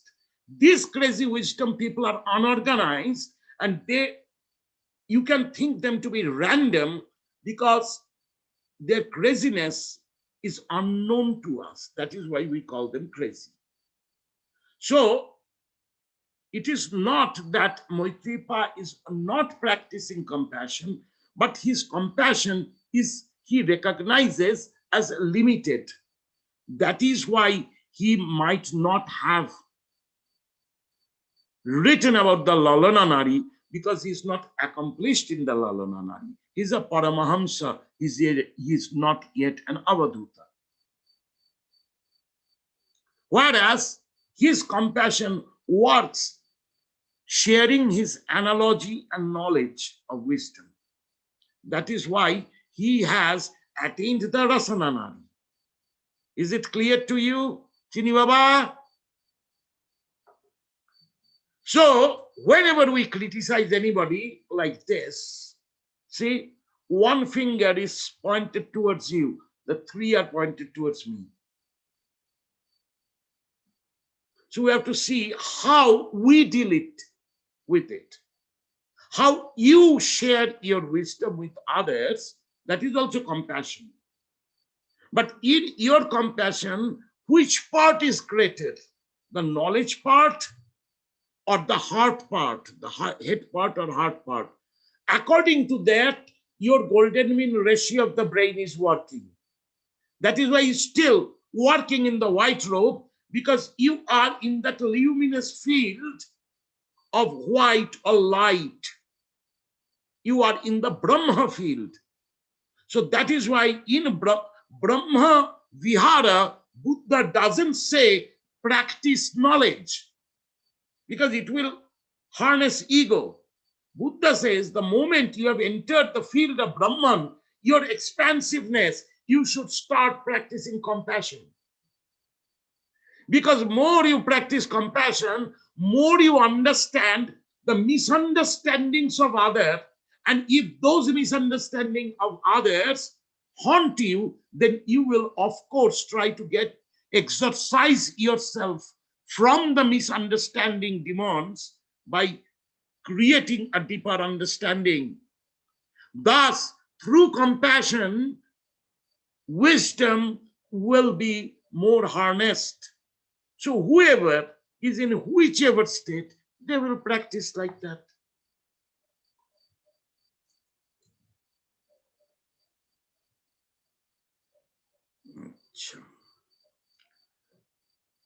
So,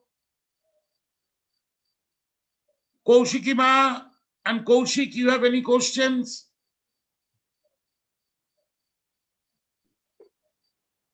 Jai Guru. Jai Guru Ma. Do you have any question? Well, Jai Guru, Baba Ma, both.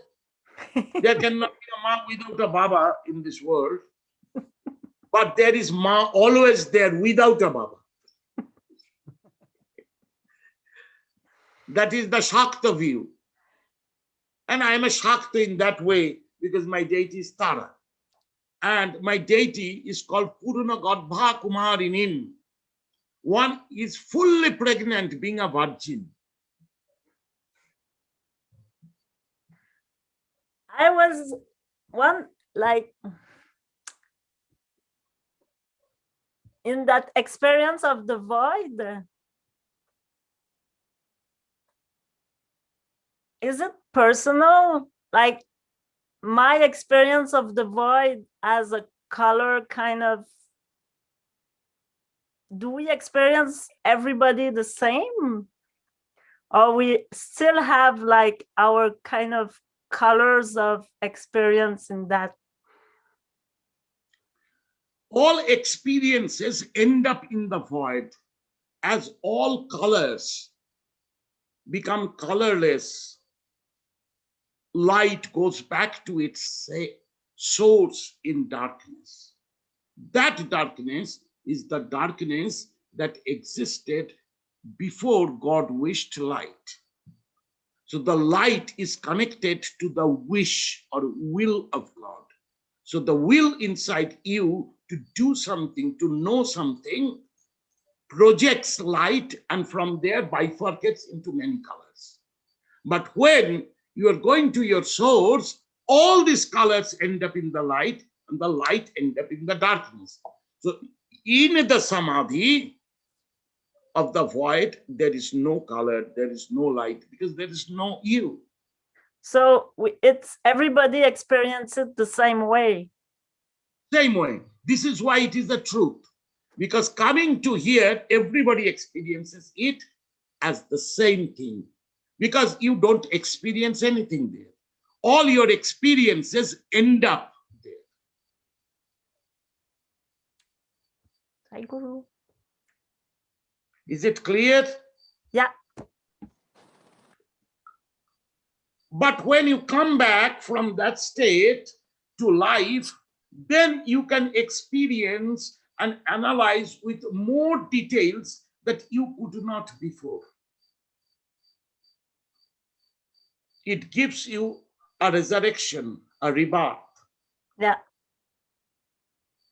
Is it clear, Ma? Yeah. But when you get into action after in life, meeting people and then that source, because you have reached the source, you have found your home, from that source, reliance comes in you that the source can flow through you. Because you are basically an emanation of the same consciousness that you reached in the source where you were not there.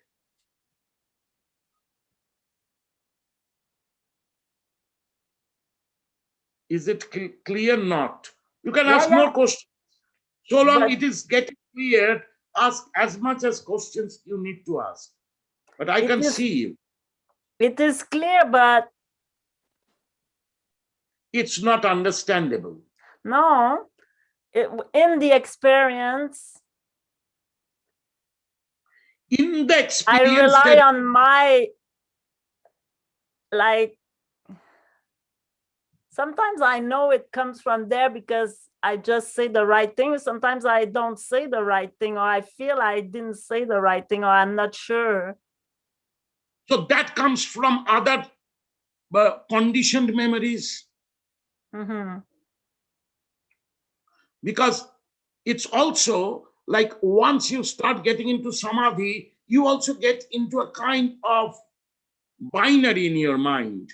Because this moment, you recognize the truth when you are aware and mindful. But the moment you are not mindful, there can be a mistake. That is why the term mindful comes. Acha, there is another person questioning, which will clarify a bit.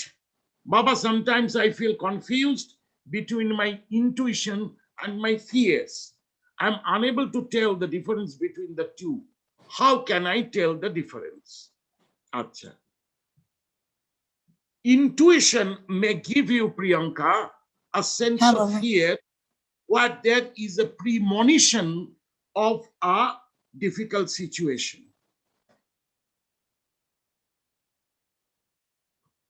Suppose you are thinking, I'm going to die, then you will be afraid. Right. But this can come from just conditioned fear of insecurity. This can also come from the clarity of knowing the truth going to happen in future. I'm giving you an example. Lord Jesus Christ was crying in the garden before he was arrested by the Roman soldiers. And Peter went and said, Lord, why are you crying? And the Lord said, because soon my life is going to end up. Romans are coming to catch me. One of my disciples have betrayed, and he's bringing the Roman soldiers. So that is why I'm crying. This is the time of the great separation. When Peter said, no, Master, I will be beside you, said, no, you will deny me 3 times before the cock crows. He's seeing everything which is going to happen in future. So is this fear from him, or is this premonition? So the premonition is happening through intuition, direct knowledge or wisdom. But when he was in the cross and he's being tortured, and when he's dying also, soldiers and some people are throwing stones, laughing at him. He calls himself Son of God. Now God is not helping him. For a moment, he came into his conditioned knowledge or the identity of the insecurity of somebody knows himself to be Son of God. So he said, God, God, have you forgotten me? Or you have forsaken me? So this is perpetually working in us. So there, whenever you have a question of it, when you are afraid or a fear, close your eyes, go into a mindfulness and watch your fear. And when you are cool in watching your fear, ask this question to yourself.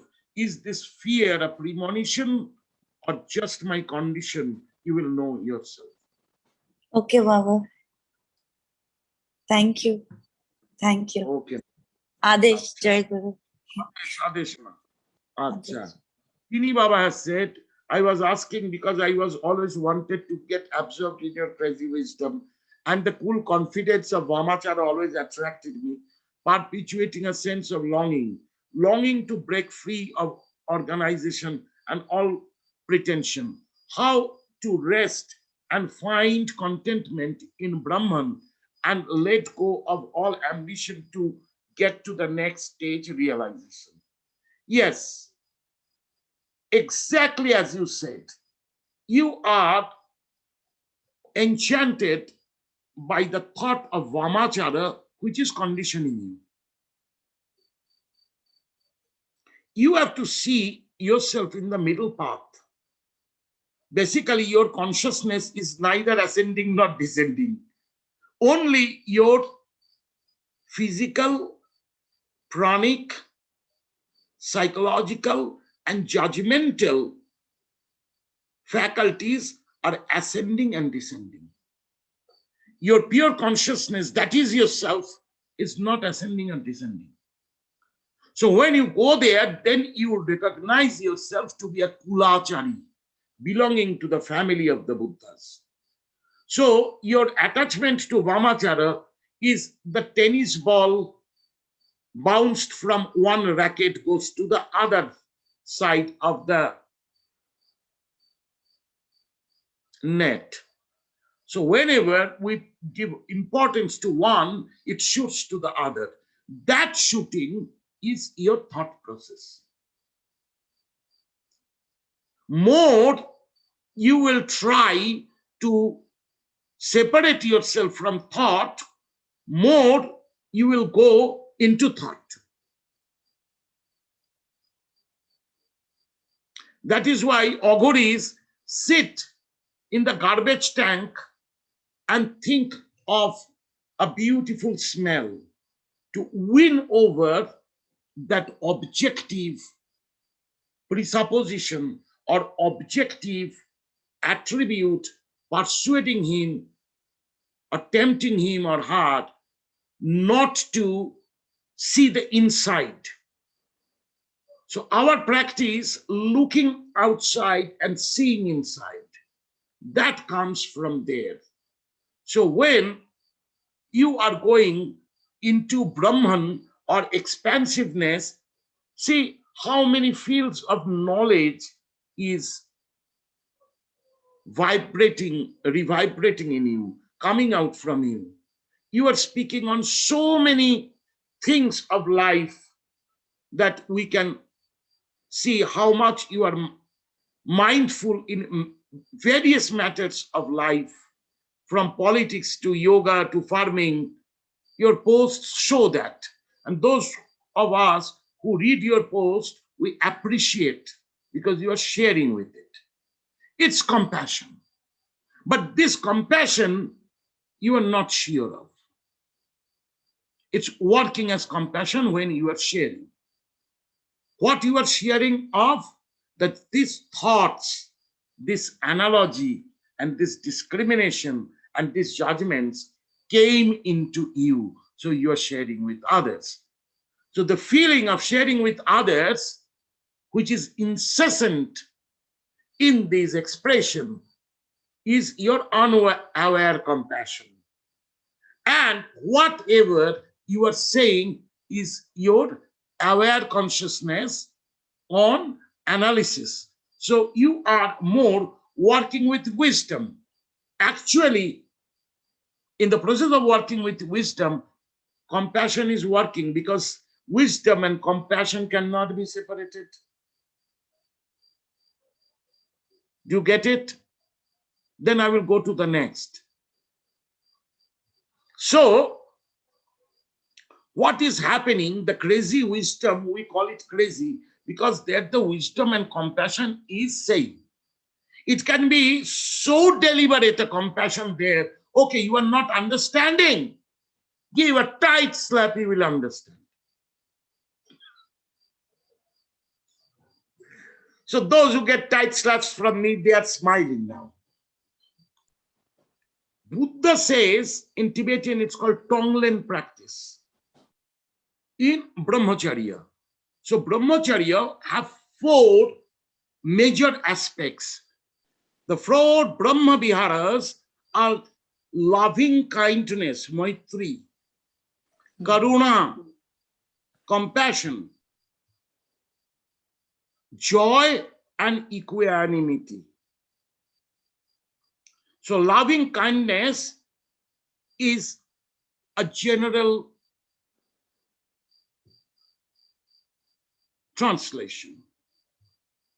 Maitri means essential of yoga. So you have to practice the equation of inner and outer, from where the loving kindness will come. So without practicing equanimity or samadhi, you cannot come to loving compassion, loving kindness. Because it's not objective, it's subjective. Compassion. Compassion is empathy, according to Buddhism, not sympathy. And joy is the bliss that you derive from it as your fees.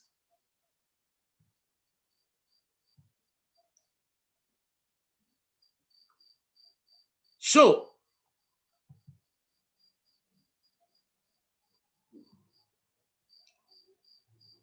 the 4 parts of Brahma Vihara of your expansion of mind is standing on samadhi, that is equanimity or equipoise. That is giving the understanding of polarity between analysis and experience. From their loving kindness is coming to everybody, because everybody is in the polarity of compassion and wisdom, because you have attained equipoise, you have grown that compassion to save others.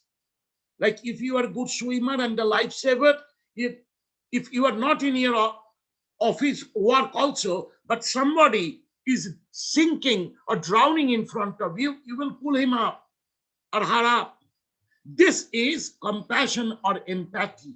As much as you suffered before you came to the equipoise or equanimity, that much you feel the suffering of others in you, and thus you help.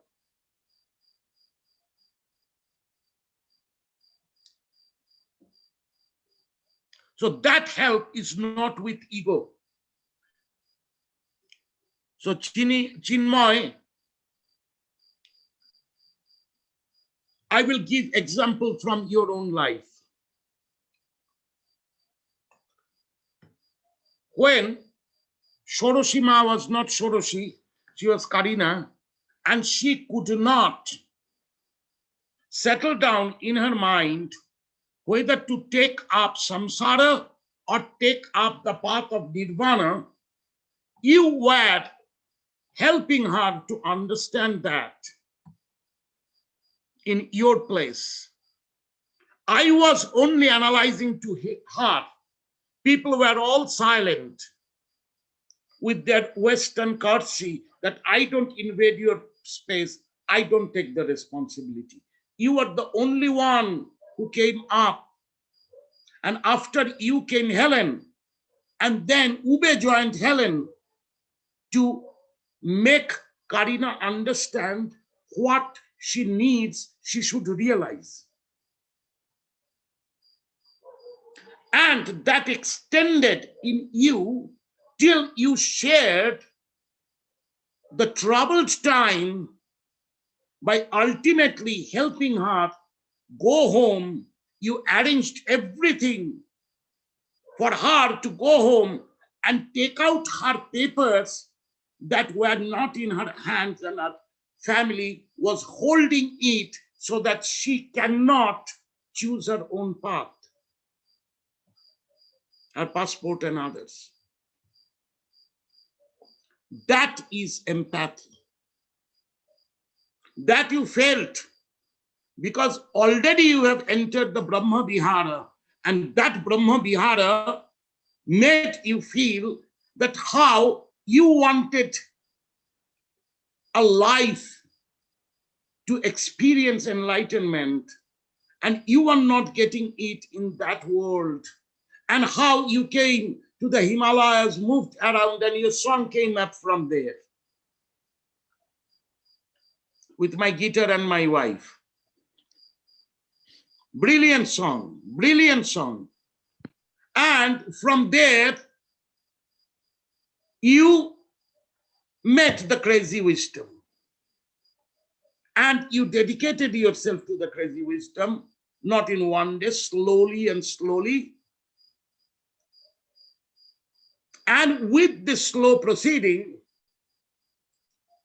you have come to the point of Brahma Vihara when you felt the same pain that you suffered before, and now you are not suffering, being able to be taken care by the Guru and the wisdom. So you wanted to show that to Karina, and from there you became a counselor to Karina. Just I said, this is your Bodhisattva mark. Today, whatever sorrow she has gained, a big part of her inner wisdom and practice will go to you, because you helped her to take this path and renounce. This is how a compassion gives back. You didn't do it for a prize. You felt your suffering in Karina. So you helped her to come out of her trouble. When I was finding there is no one beside me who can help me in this, you arranged everything. Without you, today Karina could not have turned to Shoroshima. That is compassion. That is Buddhist empathy. So the question from Joyanto is, Joyanto, I'm sorry, it is a bit idiotic. Baba, is wrathful just opposite to empathy or better sense of it? Anger can be opposite to it. But wrathful is extreme compassion. Like parents punish their children for good.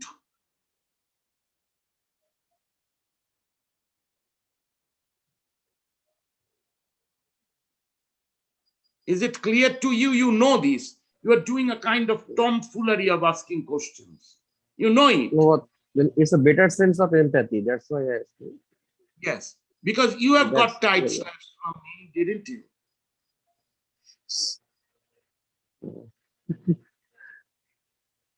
So you know it. You know it for what good I shouted at you.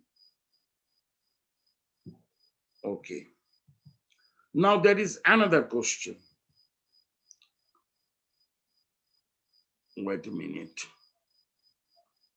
Acha.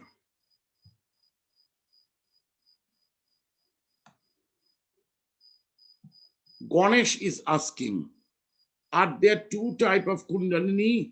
Is it in crown chakra, which starts from crown chakra, travels to root chakra and returns back to crown chakra? No. These are very technical questions, Ganesh. You need to practice to get your answers. Just informations are not enough for this. In your root chakra is Kundalini. That rises to your crown chakra and comes down back to the root chakra, awakening the crown chakra.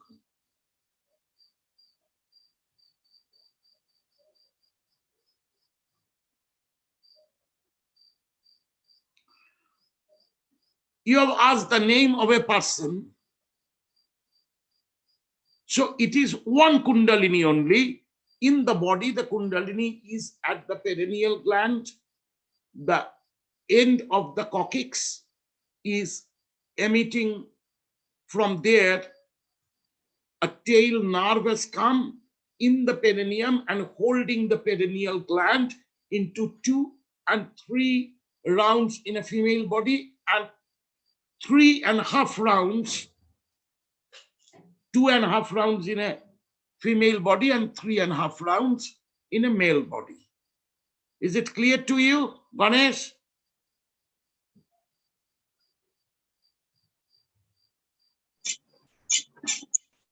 Yes. Now you have, I am not pronouncing out, you have told the name of somebody giving a Shaktipat to his disciples awakening from crown chakra. I will not make any comment of it because I don't know him personally. I don't know his Shaktipat. Nothing is known to me. So I will not like to comment on things that I don't know. But yes, a person can touch your crown chakra and by his sensation can send his spanda through your crown chakra down to your root chakra and pull up your root chakra. That can happen. Whether he's doing it rightly or wrongly, how can I say? I don't know him. I've not tested on him. From where I will say somebody. As of now, we know Kundalini starts from lower chakra. Can awakening happen in the reverse order? Yes, it's like the energy going down from when a guru keeps a hand on your head.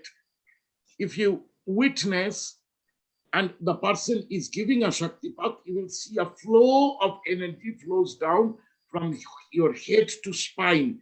The way you are made step by step in the embryo in the same fashion.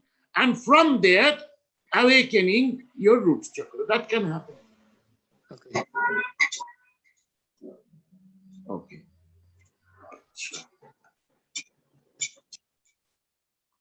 Okay, now we will hear Chini Baba singing today.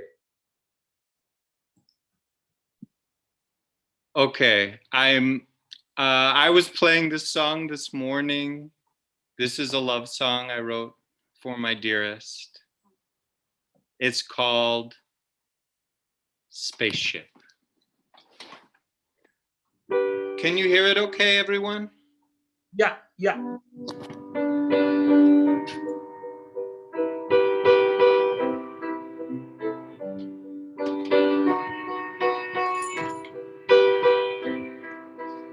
If I were a spaceship, you would be the starry sky. If you were a lighthouse,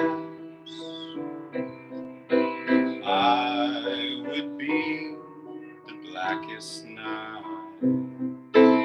If I was an island, you would be the sea of green. I will be your palace.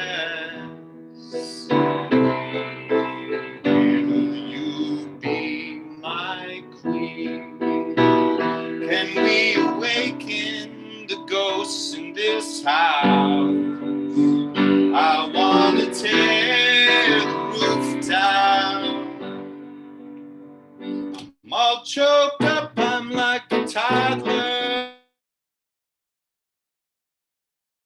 Can't make right sound.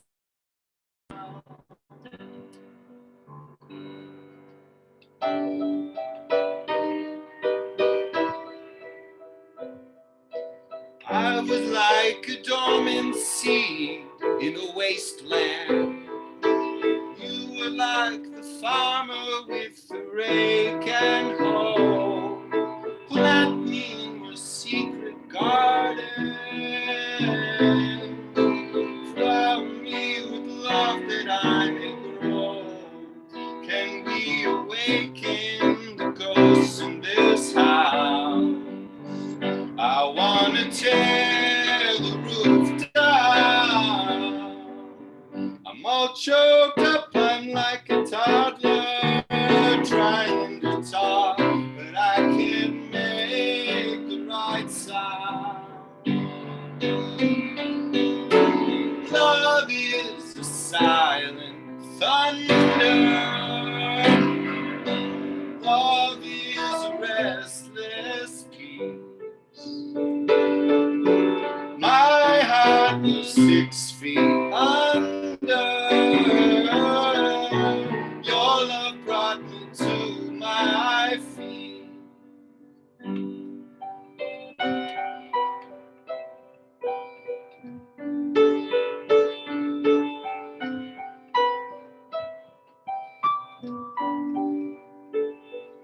I sit and watch the river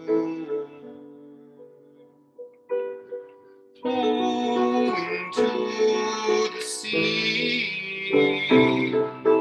I will wait forever. Will you wait with me? I will wait forever. Will you wait with me? I will wait forever.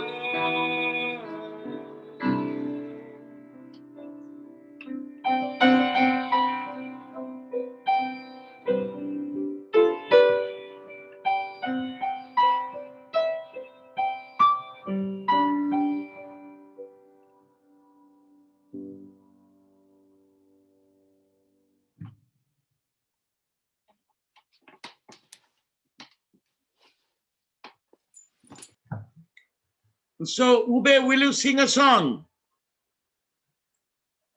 That will be great. Those who don't know Uwe, he's a very evolved Indian classical musician. His main instrument is sitar. And he comes from Alauddin Khan Sahib's Gharana or lineage. But he writes his own lyrics and sings his own songs. Before coming to Indian classical music, he was a rock star, isn't it? A rock musician, yes.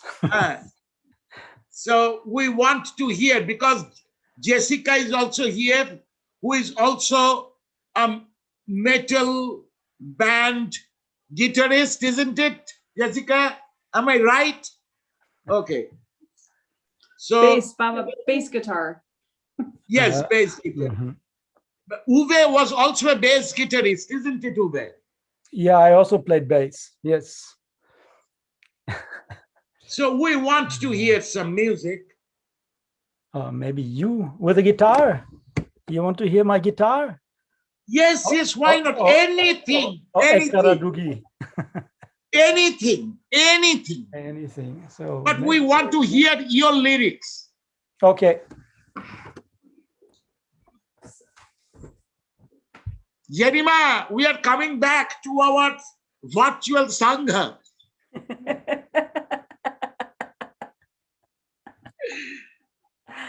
Haribol, Haribol. Haribol, Haribol.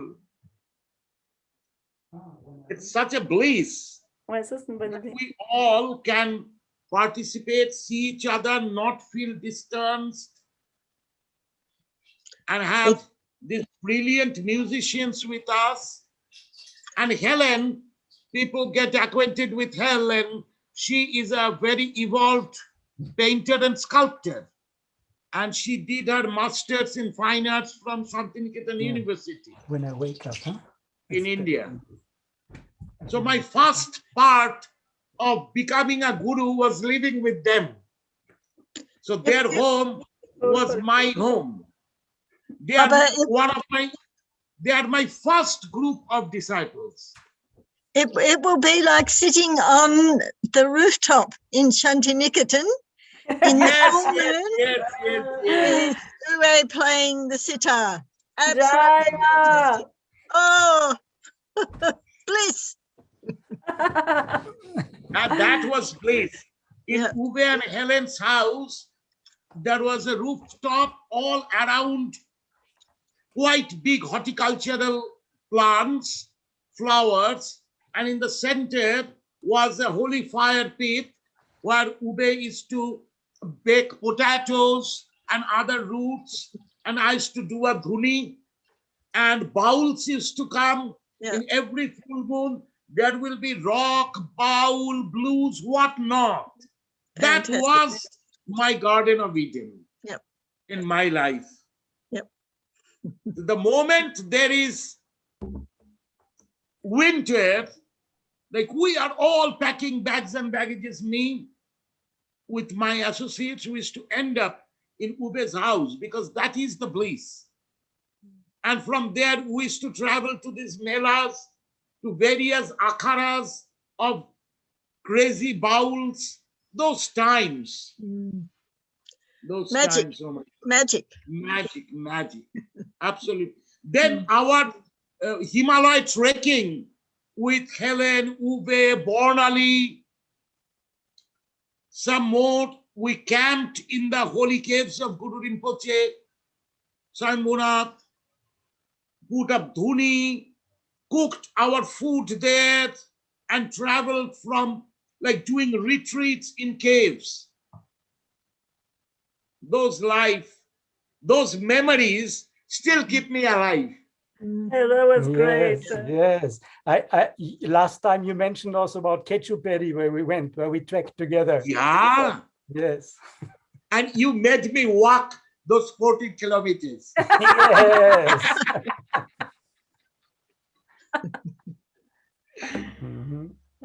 Mala, Partho, what brilliant time we had that time.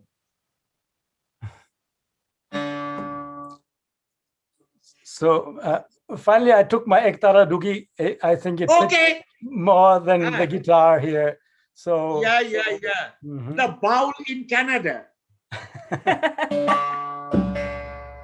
Yeah.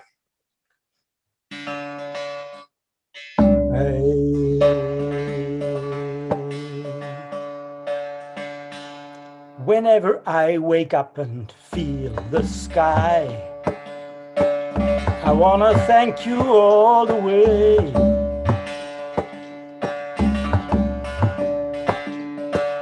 Whenever I wake up and feel the sky, I wanna thank you all the way.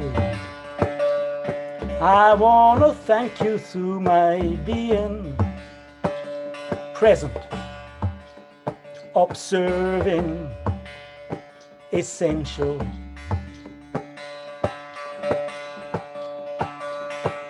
Whenever I go out and walk the earth, I wanna thank you all the way. Whenever I go out and walk the earth, I wanna thank you all the way. I wanna thank you through my being present, stable,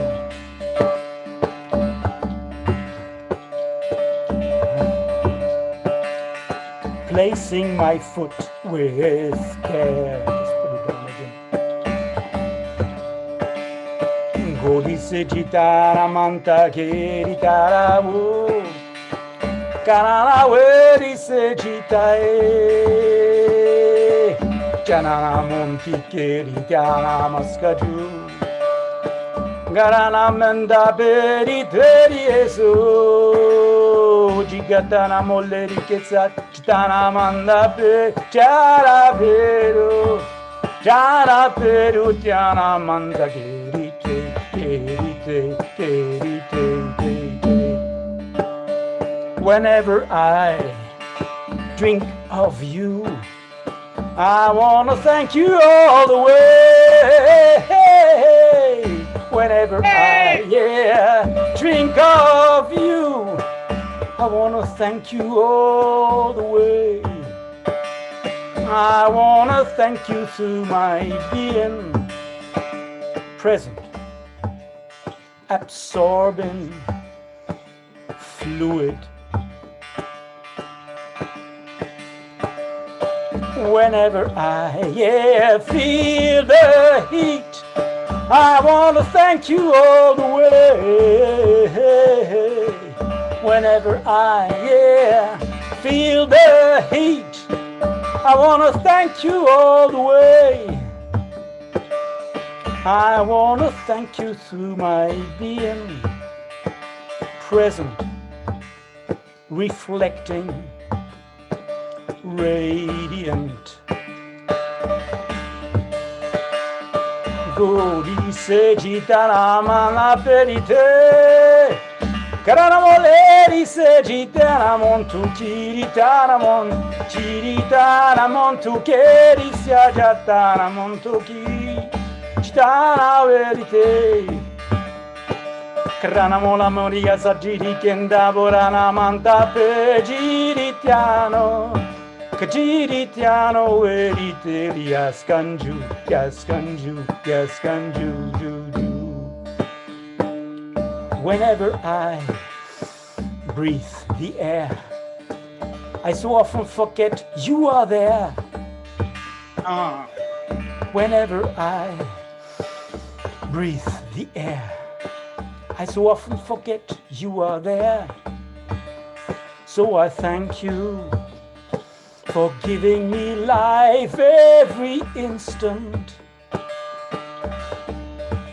to be present, aspiring, doing, to be present, exchanging, living, present, radiant, being.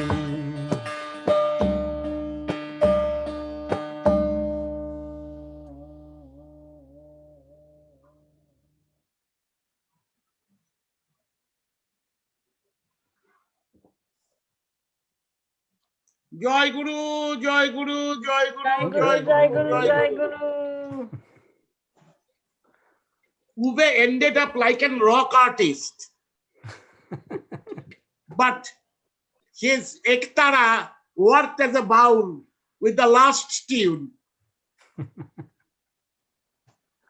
Brilliant. We also need this need to read these lyrics, because these are the realization of your heart.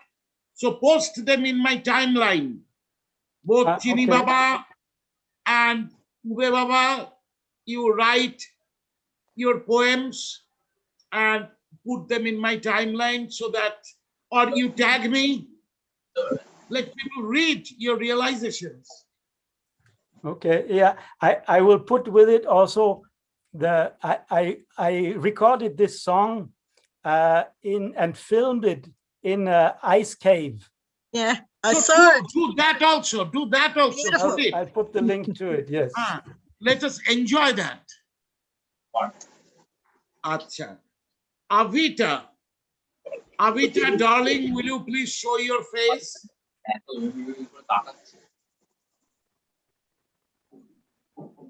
Okay. Avita is asking,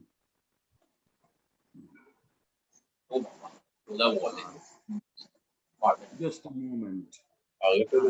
Babaji, one question, if everything is being played by Vishnu in his deep sleep and everything decided, then how can we change our destiny? Or we do only what is decided because I want to reach moksha, then what can be done? Avita, these are views. Views can be many. With views, there are deep metaphors. You have to find Vishnu in you sleeping. When you find the Vishnu in you sleeping, then you have reached Yoga Nidra Samadhi. And once you enter Yoga Nidra Samadhi, you will know when you come back that how is Vishnu sleeping and things are destined. And how is Vishnu sleeping and he does not know of the destiny at all. Then I have to tell you a story about it also. In the story of Saptasati or Vishnu Puran, Purans on Vishnu also, that Vishnu was sleeping Yoga Nidra and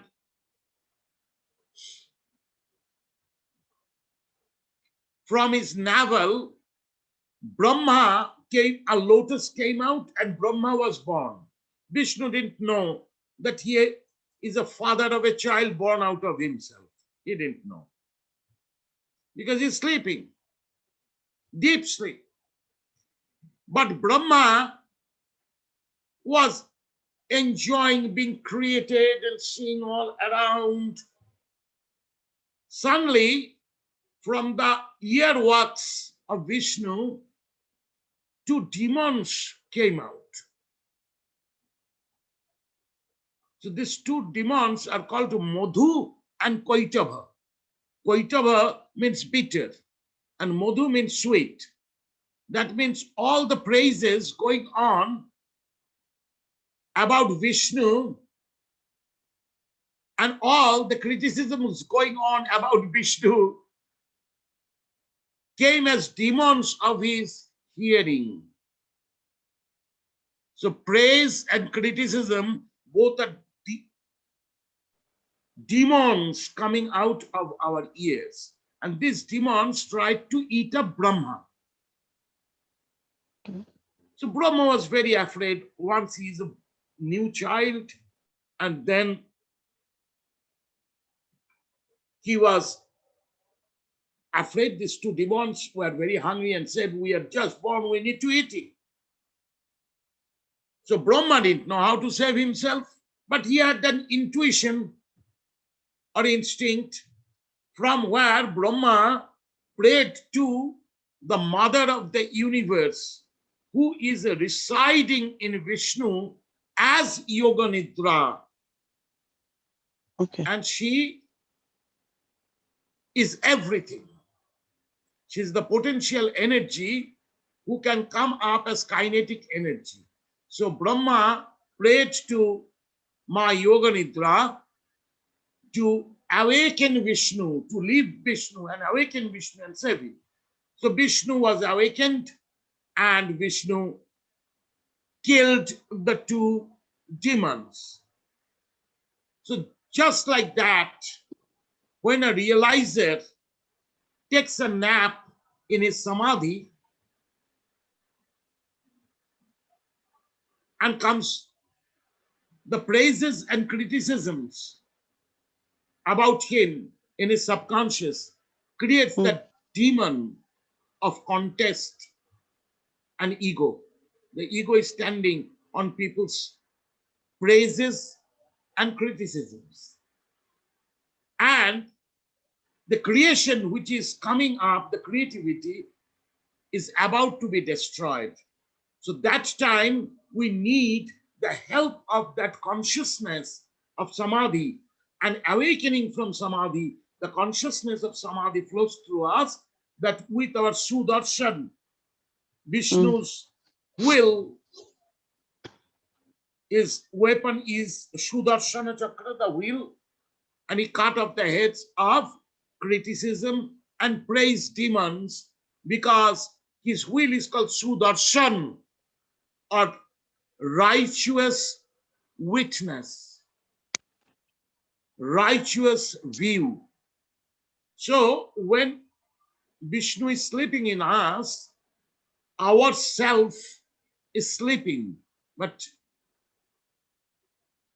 our praise and criticism that we have stored inside is still in our conditioning. So that can destroy our own state of equipoise. Okay. So from there, by the grace of Mother, or the Mother consciousness, or the Supreme Consciousness, we can come back and know what to do. So everything destined is standing on to be done. Okay. So here you come to the equipoise of destiny and willpower. Okay. So in samadhi, destiny and willpower are equated. Until and unless we enter samadhi, we don't see the oneness of the two. We see it differently. So from there, when we come back, we gain the energy of the willpower, which is ultimate destiny in us, because God created every human being out of his own soul. So the God nature in you is awakened through samadhi. That is the meaning. So it is not everything destined. It is not everything you can do. But your doing is supporting destiny, and your destiny is supporting your doing. Is it clear to you? Yes, yes, Guruji. Yes. Thank you. Thank you. So we had two beautiful songs and music from two brilliant musicians. I don't sing to all of you because there are people even unknown to me here. I don't want to shock them by my songs. I got only that song recorded that Julima said that it was recorded in 2017, and I saw that yes, in its properties, it is written on 18th of December. 18th of December is my tantric day of enlightenment. Means that is the day in 1979, I completed my Shava Sadhana, and Ma manifested in form of me with her retinues, and there were great enlightened beings gracing me, Bama Khapa's disciples, Hanshodev Avadhut's disciples. It was in Tarapit cremation ground. It was a new moon, Amavasya. So it is a coincidence that much later in 2017, I sang this in Chini Baba's place, and it was recorded. And when I heard it, I didn't feel ashamed. What, Baba? You sing so well, you can't be ashamed, Baba. We are It's so true. happy, delighted to hear it. When I sing, it's torture to people who know music. No. This is beyond music, what you sing is. Because at time I took training of music from Uwe. So Uwe gave me the first Tanpura box to align my voice with it. And I developed through it. My ears are not good. My right ear is defective. So I could never hear music properly or when I'm singing properly in my ears. But Uwe's will on me to sing properly and his teachings on me, I understood it through my body. How the notations are in my 7 chakras and how the notations are working.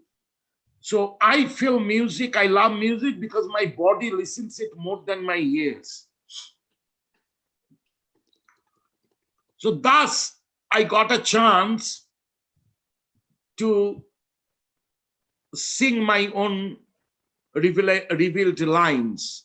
So everybody is, not everybody, some people who do not know how bad I sing is asking me to sing.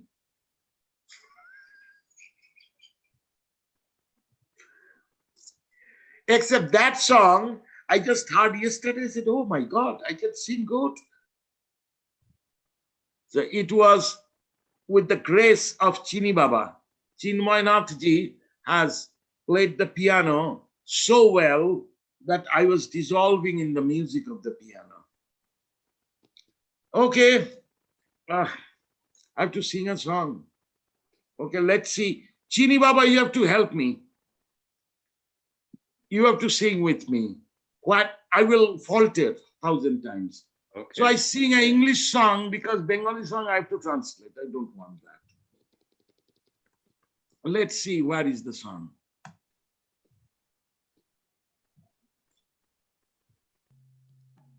I am here with a broomstick, not like a wizard. And what different reasons? I am here with a broomstick and a trash can to keep you clean in your own home. I am a dirty man. I am here with a broomstick and a trash can to keep you clean in your own home. I am a dirty man. I am a dirty man. I am here with a broomstick.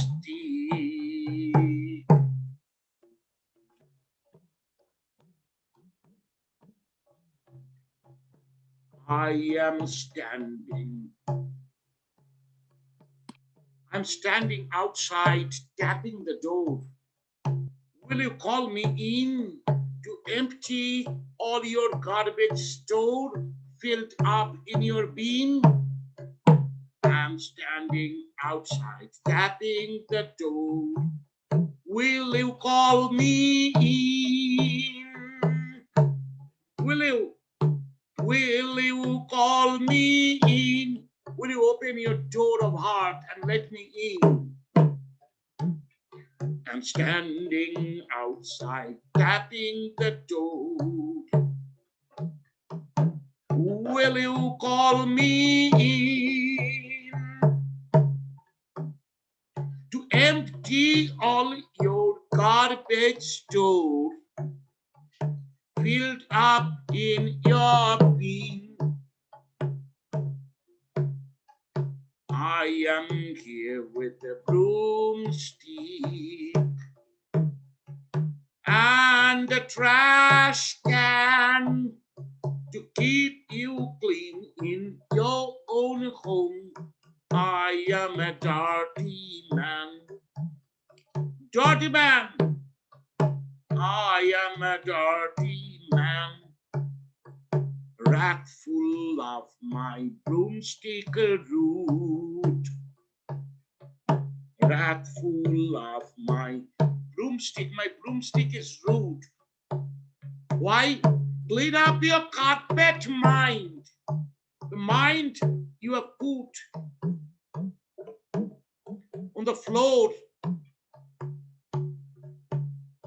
of your all thoughts has got dirty because many thoughts have walked over it. and you need a rough broom stick to clean the dirt out of it, go to its pores. And that way of brushing the carpet is the wrathful love, because your carpet mind gets hard, but gets cleaned. Wrathful love, my broomstick root. Clean up your carpet mind. Perfection is my trash can. The trash can I'm carrying is the box of perfection.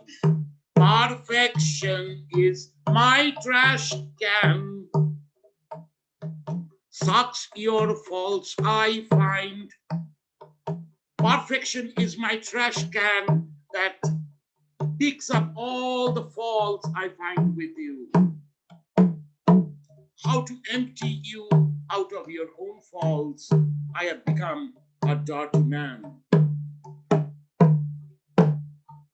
Wrathful love, my broomstick root. Clean up your carpet mind. Perfection is my trash can. Sucks your faults I find. Don't disrespect my dirty job, neither be my fan. Don't disrespect my dirty job, neither be my fan. To clean you only through and through, I am a dirty man. I am a dirty man. I am a dirty man. People call me Father Mad, Kappa Baba. People call me Father Mad only for your fun. I've given up my entire life and become a dirty man, cleaning your garbage, cleaning your carpet. People call me Father Matt only for your fun.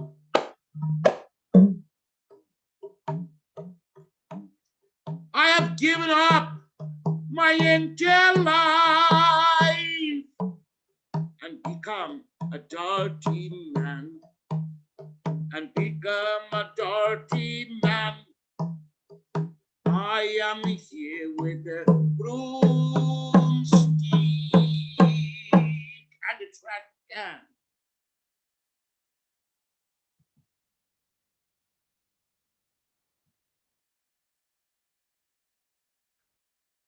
So, how much offbeat and off tune did you hear? It's a torture because it's wrathful love.